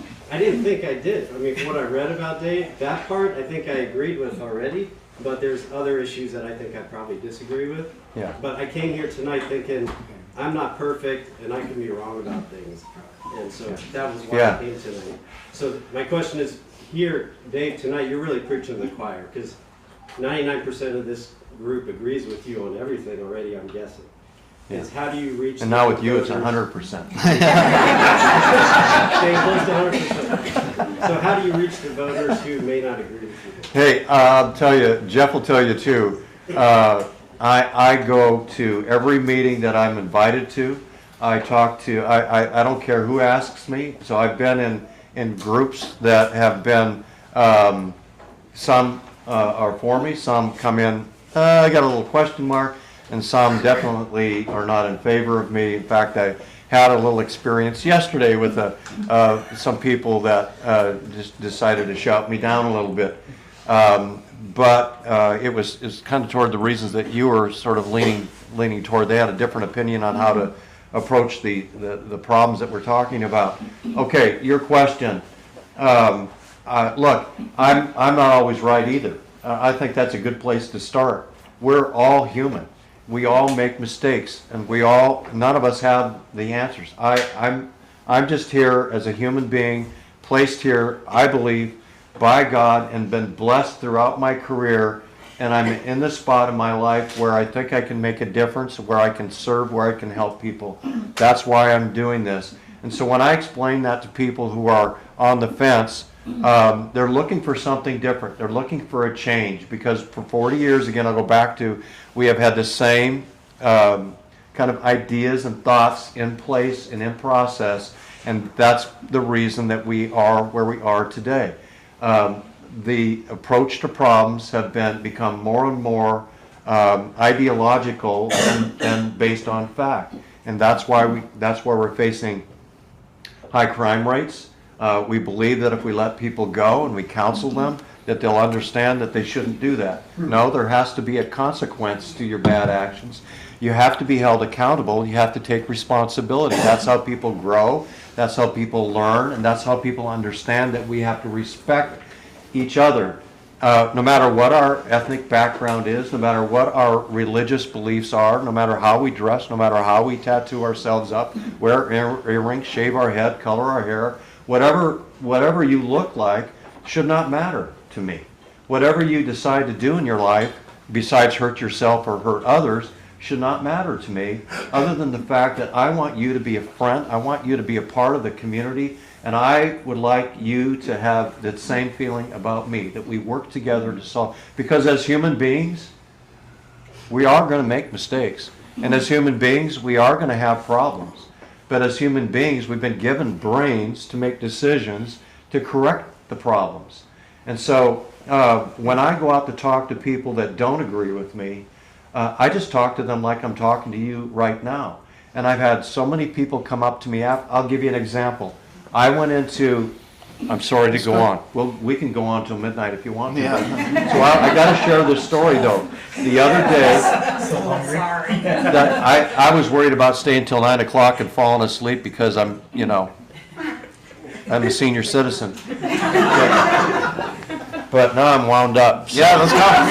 Okay, so I was invited to speak with Bob Ferguson at the Pacific Islander Asian Conference at the Tacoma Dome here just a few days ago. Last Friday, okay. And it was supposed to be a forum. Introduce yourself, 2 minutes, 3 questions answered, and then closing statements, 2 minutes.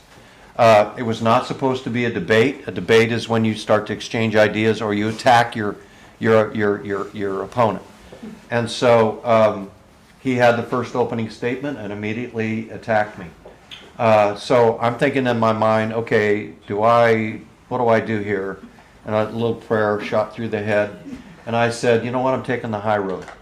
Took the high road, and first question, shot at me again a couple of times, took the high road.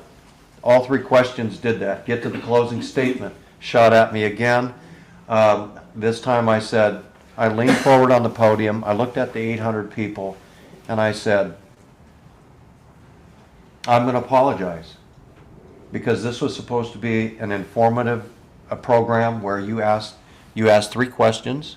The moderator, Lori Matsukawa, asks the questions, and we respond, and then we close and we politely walk off the stage.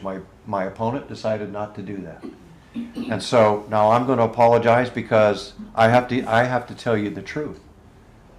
Because you can't leave with a lie. So I explained the truth, and then I said, not only did he lie about this, but he lied about this, and he lied about this, and pretty soon the applause started to rise, and people were applauding, and there was not a Republican booth allowed in this forum. There was not a booth that had a voice that would give information about the upcoming initiatives that you're going to be voting on. A pro-initiative voice was not allowed to present, although they had a booth and they had a speaker who spoke against the initiatives. So this was as I walked in, supposed to be a fully Democrat crowd.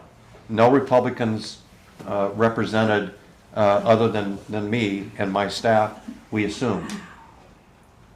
So after I was done, Lori Matsukawa said to Bob Ferguson, I give you 1 minute to rebut. Well, that wasn't a part of the program. But he gets an extra minute. So I thought, okay, I'm hoping that I get another minute after he's done. But he excused himself and left the stage. But what happens next, it was amazing. I went over and looked and shook Lori Matsukawa's hand. I may have shaken Bob's hand too before he left. I walked down the stage toward the crowd, which is what I do. I don't leave out the back door. And fully expecting to get some crap. But I'm going to tell you, I was mobbed. I was mobbed by these people. Hundreds of them. The Cambodian family came up to me, and there were, I don't know, 20 or 30 of them. And the young lady said to me, we usually vote Democrat. And I said, I got to apologize. I probably shouldn't have gone off the rails there at the end. She goes, no, we are sick and tired of being lied to. You spoke the truth. We usually vote Democrat. We are voting for you. We are voting Republican for a Republican governor for the first time. And it was one group after another, the Vietnamese. I had a 90-year-old Vietnamese grandfather come up and lay some kind of a Vietnamese prayer on me. I had no clue what he was saying, but I was told he was praying for me and he was tickling my forehead. So, but what an honor. What an honor. That's how, the way that, I don't think you can tell by the polls how this race is going to go, There's an undercurrent happening here. People are sick and tired of what they see on the street. They're sick and tired of being lied to. They're sick and tired of being taxed. They're sick and tired of being the servant of the government. They want to be served by the government. They want the government to be honest with them. They want the government to help people. And they want to, so that's how I plan to do it. Thank you, appreciate it. Okay, we got back corner and then Jennifer. Listen, while we do this, I want everyone to get a quick little chance to ask something. So, Dave, we got to keep straight on track. Answer the person's question and go right. You know what I'm saying? Well, I didn't do anything. Okay. So I need these people that are very. I'm a storyteller. Yeah, I know. Yeah. I know. Sorry. And listen, Dave, like they said, for the most part, you're probably preaching to the choir. We love you. You know, Okay. you're a good man. I love you too. We got all that. Okay. All right. All right. My name is Jennifer Cummings, and I'm very emotional about this subject because I lost my daughter last year to fentanyl. I was also in active addiction with her and have been clean for over a year now. So my son actually knows you. He worked with you in the Night In program. He shadowed you in Washington, D.C. Oh, yeah. And his name's Ryan Cummings. Okay. So I'm going to stick to what Ryan, you decided I was going to say tonight. Yeah. I'll try to make it as quick as possible. Right. I stand before you today to share a harrowing personal narrative of the dire need for more vigilant approach to the drug-related crimes within our communities.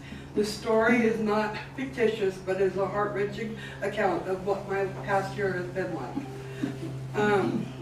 My journey began when I realized my phone was being hacked by the incident in which later was linked to my daughter's dealer/ex-boyfriend. This man I once considered to be part of the extended family, and I once considered him a good guy because I thought he was taking care of my daughter, keeping her from being sick, and I couldn't have her at home because her and I fought too much. I wanted her to get better, and that didn't work. But anyways, so I thought of him as a good guy. After my daughter's overdose, the reality of what had really taken place had become clear. His malicious intentions were revealed to me when my daughter Mariah, who had sought refuge in his care, ended up succumbing to a fatal overdose. Mariah, a victim of addiction, was silenced before she could reveal the truth of her ex-boyfriend/dealer's nefarious activities. Her death was not an isolated tragedy. It was a deliberate sabotage to keep her from revealing the truth. I was convinced that this man provided her with the fentanyl laced with benzos to prevent her from exposing his crimes to me. Despite her addiction, she was not a user of benzos. Her death was a direct result of his actions. Following Mariah's passing, I have rebuilt my life, moving on to a new residence, committing to my sobriety since July 22nd of last year, the day after her birthday. However, my peace has been shattered as I now live adjacent in a recovery home next to an individual that gets his drugs from my daughter's ex-boyfriend. Okay? The proximity has exposed me to daily stalking, cyber intrusion, and psychological torment. The walls are very thin. I can hear everything they say. They say some horrible things. I've reported it, nothing's gotten done. The grief in losing my child is unbearable, but to it being met with disbelief and the lack of investigation is a pain that no parent should ever have to endure. The drug epidemic is not solely an international concern. It is a domestic crisis with impunity and profiting from the suffering and the loss. I implore you to consider the gravity of this issue. Dealers, like my daughter's ex, operate with arrogance. Their actions contributing significantly to the destruction and loss of lives. The systematic flaws that allow these criminals to evade justice must be addressed. It is essential that we hold these individuals accountable for the lives that they ruin, ensuring that the distribution of such deadly substances is met with the appropriate legal repercussions. My plea is not for my own peace, it is for the countless others entangled in this web of despair. It is time that we prioritize the pursuit of justice and the eradication of these heinous crimes in our neighborhoods. Pharmacists that have to provide long lists of ingredients and side effects. Cigarette companies have to provide warning labels as a result of their smoking their product. Hey, Jennifer? I'm almost done. Okay. I got a point in stopping you, I'll tell you what it Okay, is. if they can be held responsible, there are severe consequences if they don't. Why are we not doing more to find and hold these local dealers accountable for their actions to the full extent of the law? Why is my daughter's dealer ex-boyfriend not responsible? But his only responsibility was to call me and tell me my daughter's in the hospital and it was bad. Once he hung up the phone, he had no more responsibility and he went back to business as usual. Thank you. Yeah.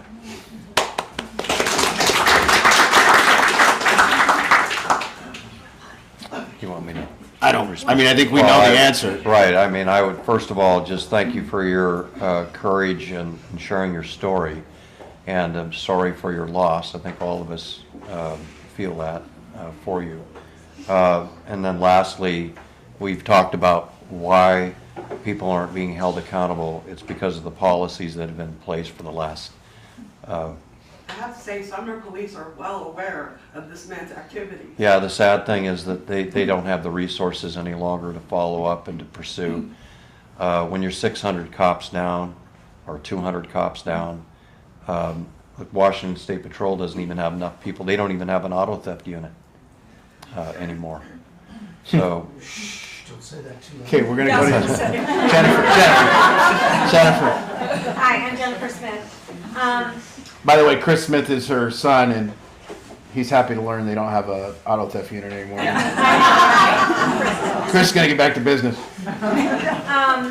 So my question is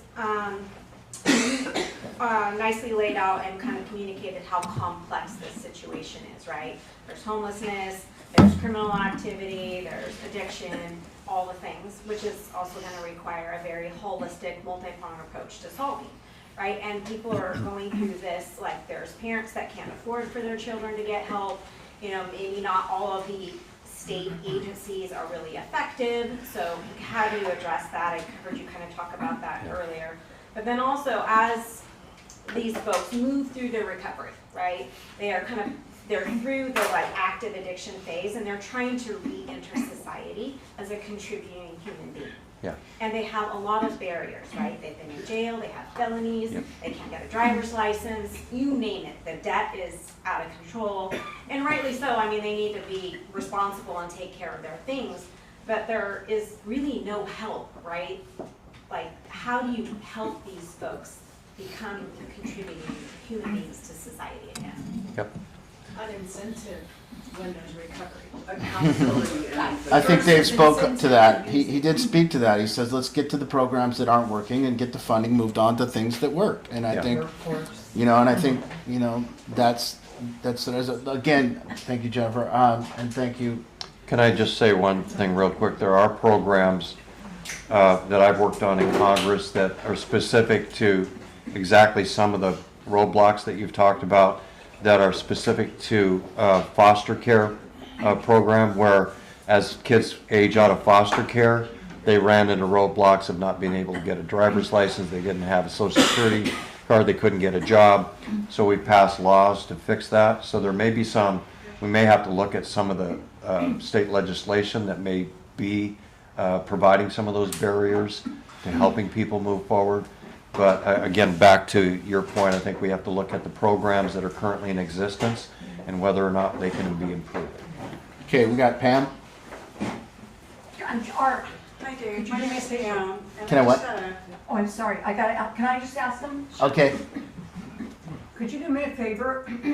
And I'll tell you where my son is living in his truck and go down and kick his ass and tell him to get his act together. That would work. Your son is living in his truck? Huh? Your son is living in his truck right now? Yeah. You haven't scheduled a consultation with Battlefield Addiction? Do you know what we do? You would be the one to Do you know what we do? We get you. Now let's address that. You see, Okay. really quick, we need a knowledge of and let me help you all real quick. She's dealing with her son. Her son's living in a truck. We have a society that will not arrest. She cannot find leverage. She starts feeling hopeless as a parent. There's nothing she can do. Then she's told by the state or by our experts that one has to want recovery in order to get it, that they have to do it for themselves. That's a lie. Yep. That's an absolute lie. In order for someone to get sober, they need somebody that's forcing the issue. Interrupt the process. Interrupt the process. So it needs to be intervened on. And so here's the deal. You're told by all these experts not to do anything. Wait, but see, what they're not telling you is this. Do you know that there's 3 bottoms a drug addict can hit? Does anyone know this? Do you know that a drug addict can hit a financial bottom, which means they can't go on, they can't fund their habit anymore? And we've eliminated that in Washington State. We've made it impossible not to fund a habit because you can walk right into Walmart and take whatever you want and trade it to the dealers. So there is no longer a financial bottom. There used to be. Heroin was expensive. Oxys were expensive. Cocaine was expensive. People would come to me because they run out of money. The second bottom a person could hit is a physical bottom, which means they could lose a limb and end up in the hospital. They could overdose and die. We don't want that one. We don't want somebody's health to deteriorate to the point of almost death. The third bottom someone can hit is called an emotional bottom. They can't go on. The feelings of guilt and shame and remorse and the way they're living their life lead them to a point like Eminem. Why did he quit drugs? He didn't get sick. He wasn't at a financial bottom. Well, Eminem came to a spiritual bottom, a place where the drugs weren't working anymore. And see, what they don't tell you as a mother is, are you providing that proper amount of emotional connection and bottom? See, I would take you in right now and do a consult and say, listen, you're going to have to communicate with your son differently. You're communicating with your son in a way, and I don't know the whole case, but it's not working. And so now, the only chance we got for your son to get sober is you. No one's told you that, but it's you. It ain't me. It ain't nothing. It's you. It's you intervening. Huh? They tell you. They tell you the opposite. Ain't no one gonna come get your son. We're gonna help So you. that's why you go down there. No, I don't, because listen, I don't run around and do that. I don't go. I'm joking, but. No, I you have that understand, but personality. there's a reason I don't go down there. Because I'm gonna help people when they're when they have to be helped. When they're held accountable, they come to me. And they go, Art, I gotta be with you right now, because if I don't, my mom won't talk to me no more. If I don't, my family. See, people have this myth that if you love a drug addict, that'll get them sober. It ain't true. You've loved everyone in this room has loved and loved and loved and loved. And now we got a government that comes in and says, I love them more than you. You're wrong for kicking them out of your house. You're wrong for doing those things. I love them more than me. Look at me. Well, you know that's not true. So what we have to do is we have to sit you down and teach you how to communicate with your son that forces an emotional bottom because no other bottom's coming. And then we bring you into like how to save your son and how to do that. And we'll teach you how to do that. And we know how to do that. So please, schedule with Angie. And this is the work we do at Battlefield Addiction. We bring people to these places. See? And you're told a myth. Everything that you hear is a myth.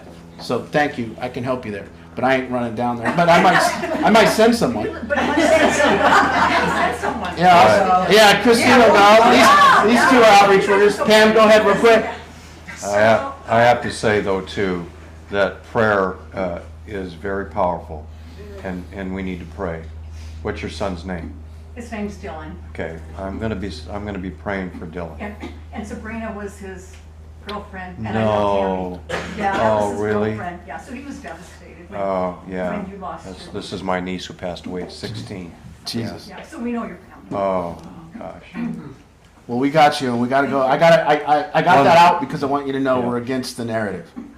All right, let's take Pam, make her the last one, huh? Okay. Yeah, so I just want to let you know, I am voting for you. But I also had a question about Thank you. the airways being... Sit down, Pam. You already said you're voting for me. Being against abortion. Oh, yeah, thank you for... And I just want you to clarify that because it's Yeah. the other side that's slamming the airways. Yeah. And and Yep. teachers. What you have to Thank say you for about asking the that. question. That ad is false, and the ad about lowering teachers' wages, wanting to cut, who would want to, if you're running for an office, would you say, yes, I want to cut teachers' pay? I mean, that's about the dumbest thing. I never said that, so let's take that one off the table too. And then just, I'm going to get back to yours, but I want to hit these others also. When I said that it's not about pay for cops, he came out the next day on social media and said, I want to cut cops' pay. So as it relates to abortion, what I've said from day one is that we've had a law here in Washington State since 1970 that's allowed abortion. So the people have spoken. It's a decided issue. I'm not going to do, I don't want to do. My intention is not to do anything at all because I'm focused on the issues that we're talking about tonight. Criminal justice, homelessness, drug and substance abuse and mental illness, in the economy and education. Those are my focuses. He also knows, Bob Ferguson knows, the governor has no power or authority to change abortion law.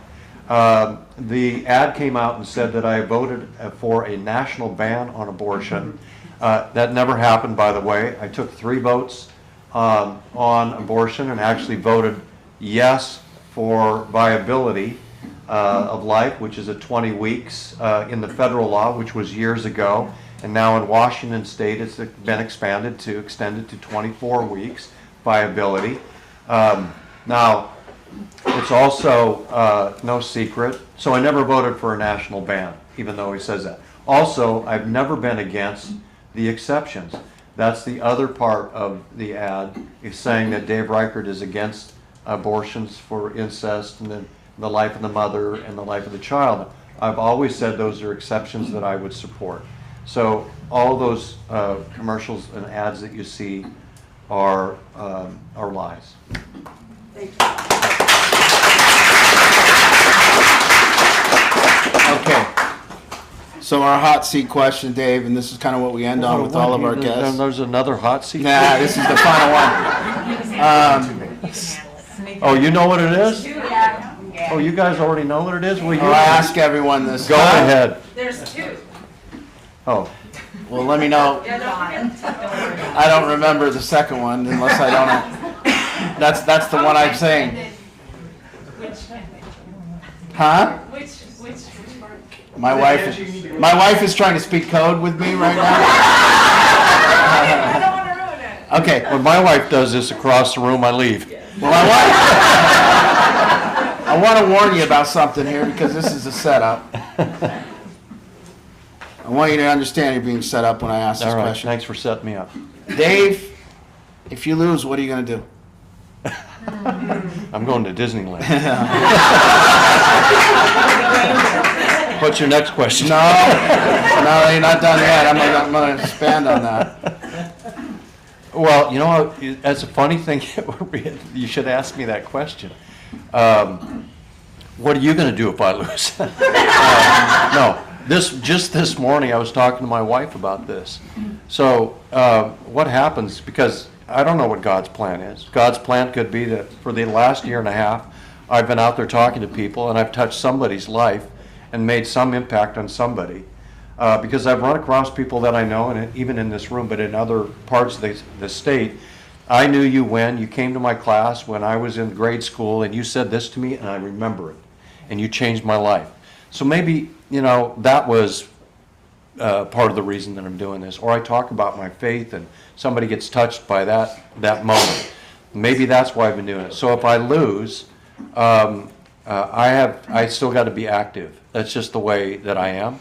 So I don't know, maybe I start working with Christine. Maybe, who knows, but it's going to be, maybe I go back to working in Central America. I recontact the University of North Texas and the other people that I was working with, and I start working on human trafficking again. But I'm not going to be just fishing. I would like to go fishing a couple of days though. Well, here's what I'm going to propose, and this is what I meant by the question, is that we're a group of people sitting here with real problems. we have real issues that we want to see solved, whether you're governor or not. We still are going to be left with these issues. Yeah. So, we ask this question of politicians to say, what is winning? Yeah. Is it winning getting elected, or is it winning solving these problems? Yeah.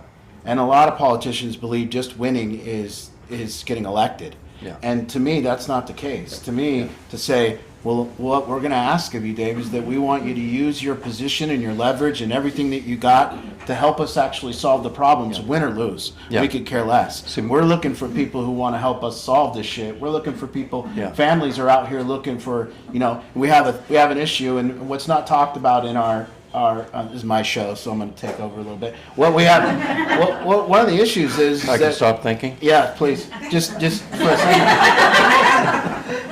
See, here's a question I want for everyone, and what I want Dave to understand is if 10,000 pounds of fentanyl comes into Washington State, how much do you guys think is going to get smoked? But if So there's then- no dealers distributing Well, it, yeah, because they but don't want manslaughter charges. I'm telling you, somebody brought it into the state. Somebody's bringing it here But with he's saying purpose. he's still gonna continue to do the work. I work for an anti-sex trafficking and drug, combating organization. That's cool. But here's what we got. We got 10,000 pounds of heroin coming in on the supply side. Of fentanyl coming in on the supply side, and then people trying to solve the problem. It doesn't matter. You're gonna do nothing. All the good programs, all the good things. 10,000 pounds of fentanyl comes in, 10,000 pounds get smoked. You can't attack this on the demand side. You have to attack this on the supply side. How many of you grew up with fentanyl addicts in your high school? Why? Because there was no fentanyl. There was no fentanyl. There was no heroin at Kent Meridian High School in 1992 either. We grew up without these things. This is a supply problem here. The supply has created the demand. We need to take a look at the supply, and this has to be attacked on supply. We can have all the good programs again, but get me past this issue. Get me past 10,000 pounds comes in, 10,000 pounds gets smoked. And what happens if you keep throwing money at solving the problem when you keep letting the fentanyl come in? How do we do that? So when we hear our politicians, we don't hear much talk about the supply side. Like, we have to put a wall around our state and keep the fentanyl out. We have to. At this point, if you're governor, you should look up at Trump and go, get the goddamn fentanyl out of our state, please. Yeah. So if we don't attack this on a supply issue, so I'm wondering why Inslee doesn't stand up and say, hey, I'm losing more lives to fentanyl than I did for COVID, and I was out there with COVID telling you all how I was a problem solver and shutting your whole entire state down. Now more people are dying, and I say zero. You haven't heard from me on this issue. There is no supply side attack whatsoever. In fact, we're at the least amount of crops ever. We don't have anything going at this supply. But if we don't get this supply out of here, we are in trouble. We're in trouble. So that's the one reason I mentioned the Burn Jag That's right. grant monies being taken away, because that's focusing on the drugs, the cartels and the gangs who are bringing the fentanyl here. But as far as the win question, go back to that.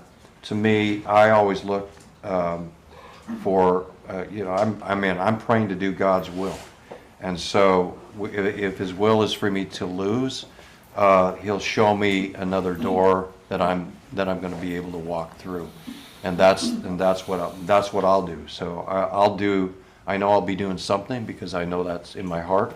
But I don't know what He's going to be leading me to Well, I do. believe in that, Dave, and It I would be do believe something in that. that people- Christine, I wasn't arguing that he Oh, I wouldn't don't be think here. you are, I'm just saying it's really admirable that he's stepping up and saying, I'll go at the trafficking law. Yeah. No, I want to. No, and I believe in that, and But I I don't think wanna you've been wear a public a suit and servant for tie. your entire life. And we can't deny that he's been trying to solve problems in Washington State for 30 years. We can't deny that. And so, 50. 50 years. So, one more question that we do ask, and Angie reminded me, and I don't want to ask it, Dave, but my people want answers. Trump or Kamala? Well, my favorite music is James Brown. Did you know that? Nope. Yeah. I work out so I can eat chocolate. That's what you want to talk about now? What? Wasn't that your question? I got in trouble last time. Yeah, well, so my answer to that question is I'm not voting for Trump and I'm not voting for Harris. Wow.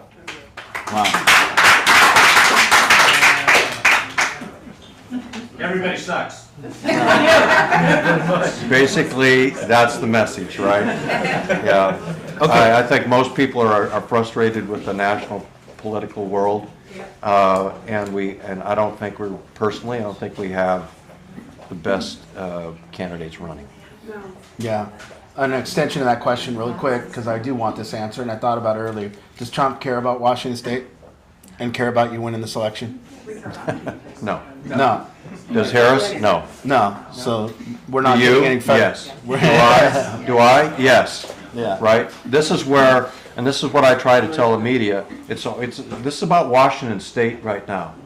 And again, I'll go back to when we win, we become leaders for the rest of the country. We started here. You know, you can vote for whoever you want to for president, but we're going to start making change right here in Washington State together. Amen?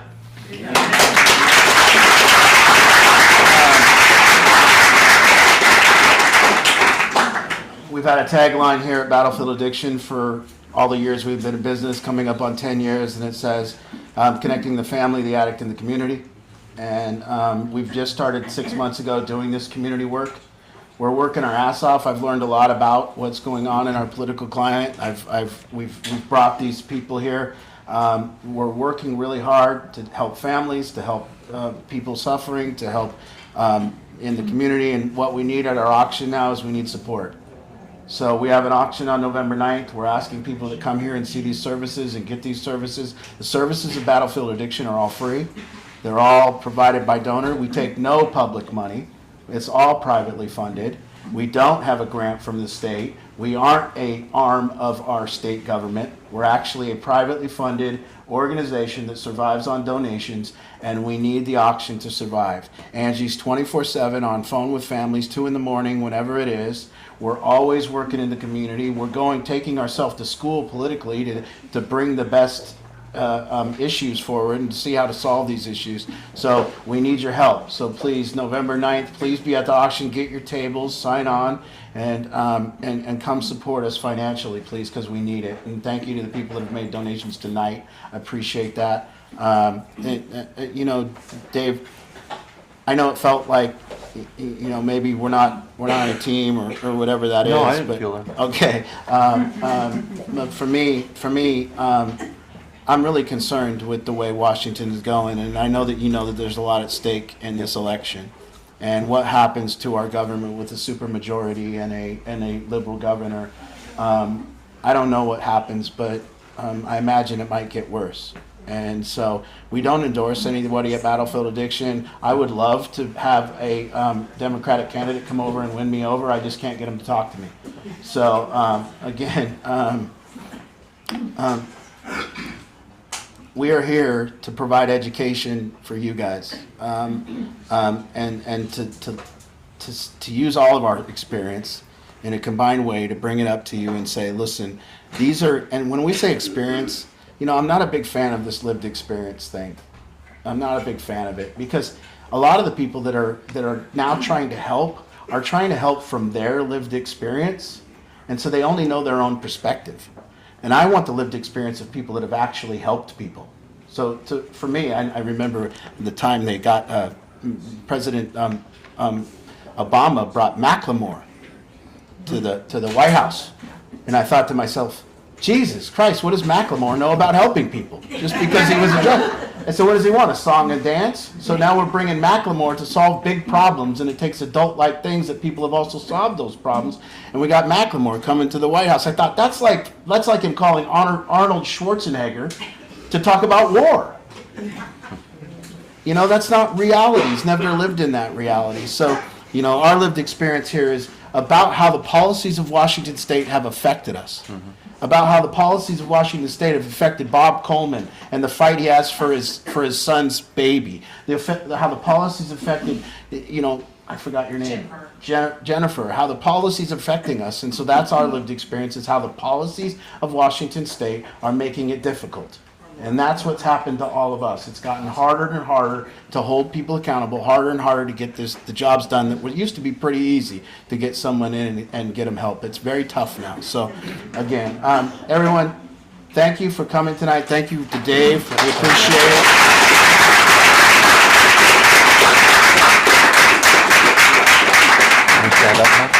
can, you can.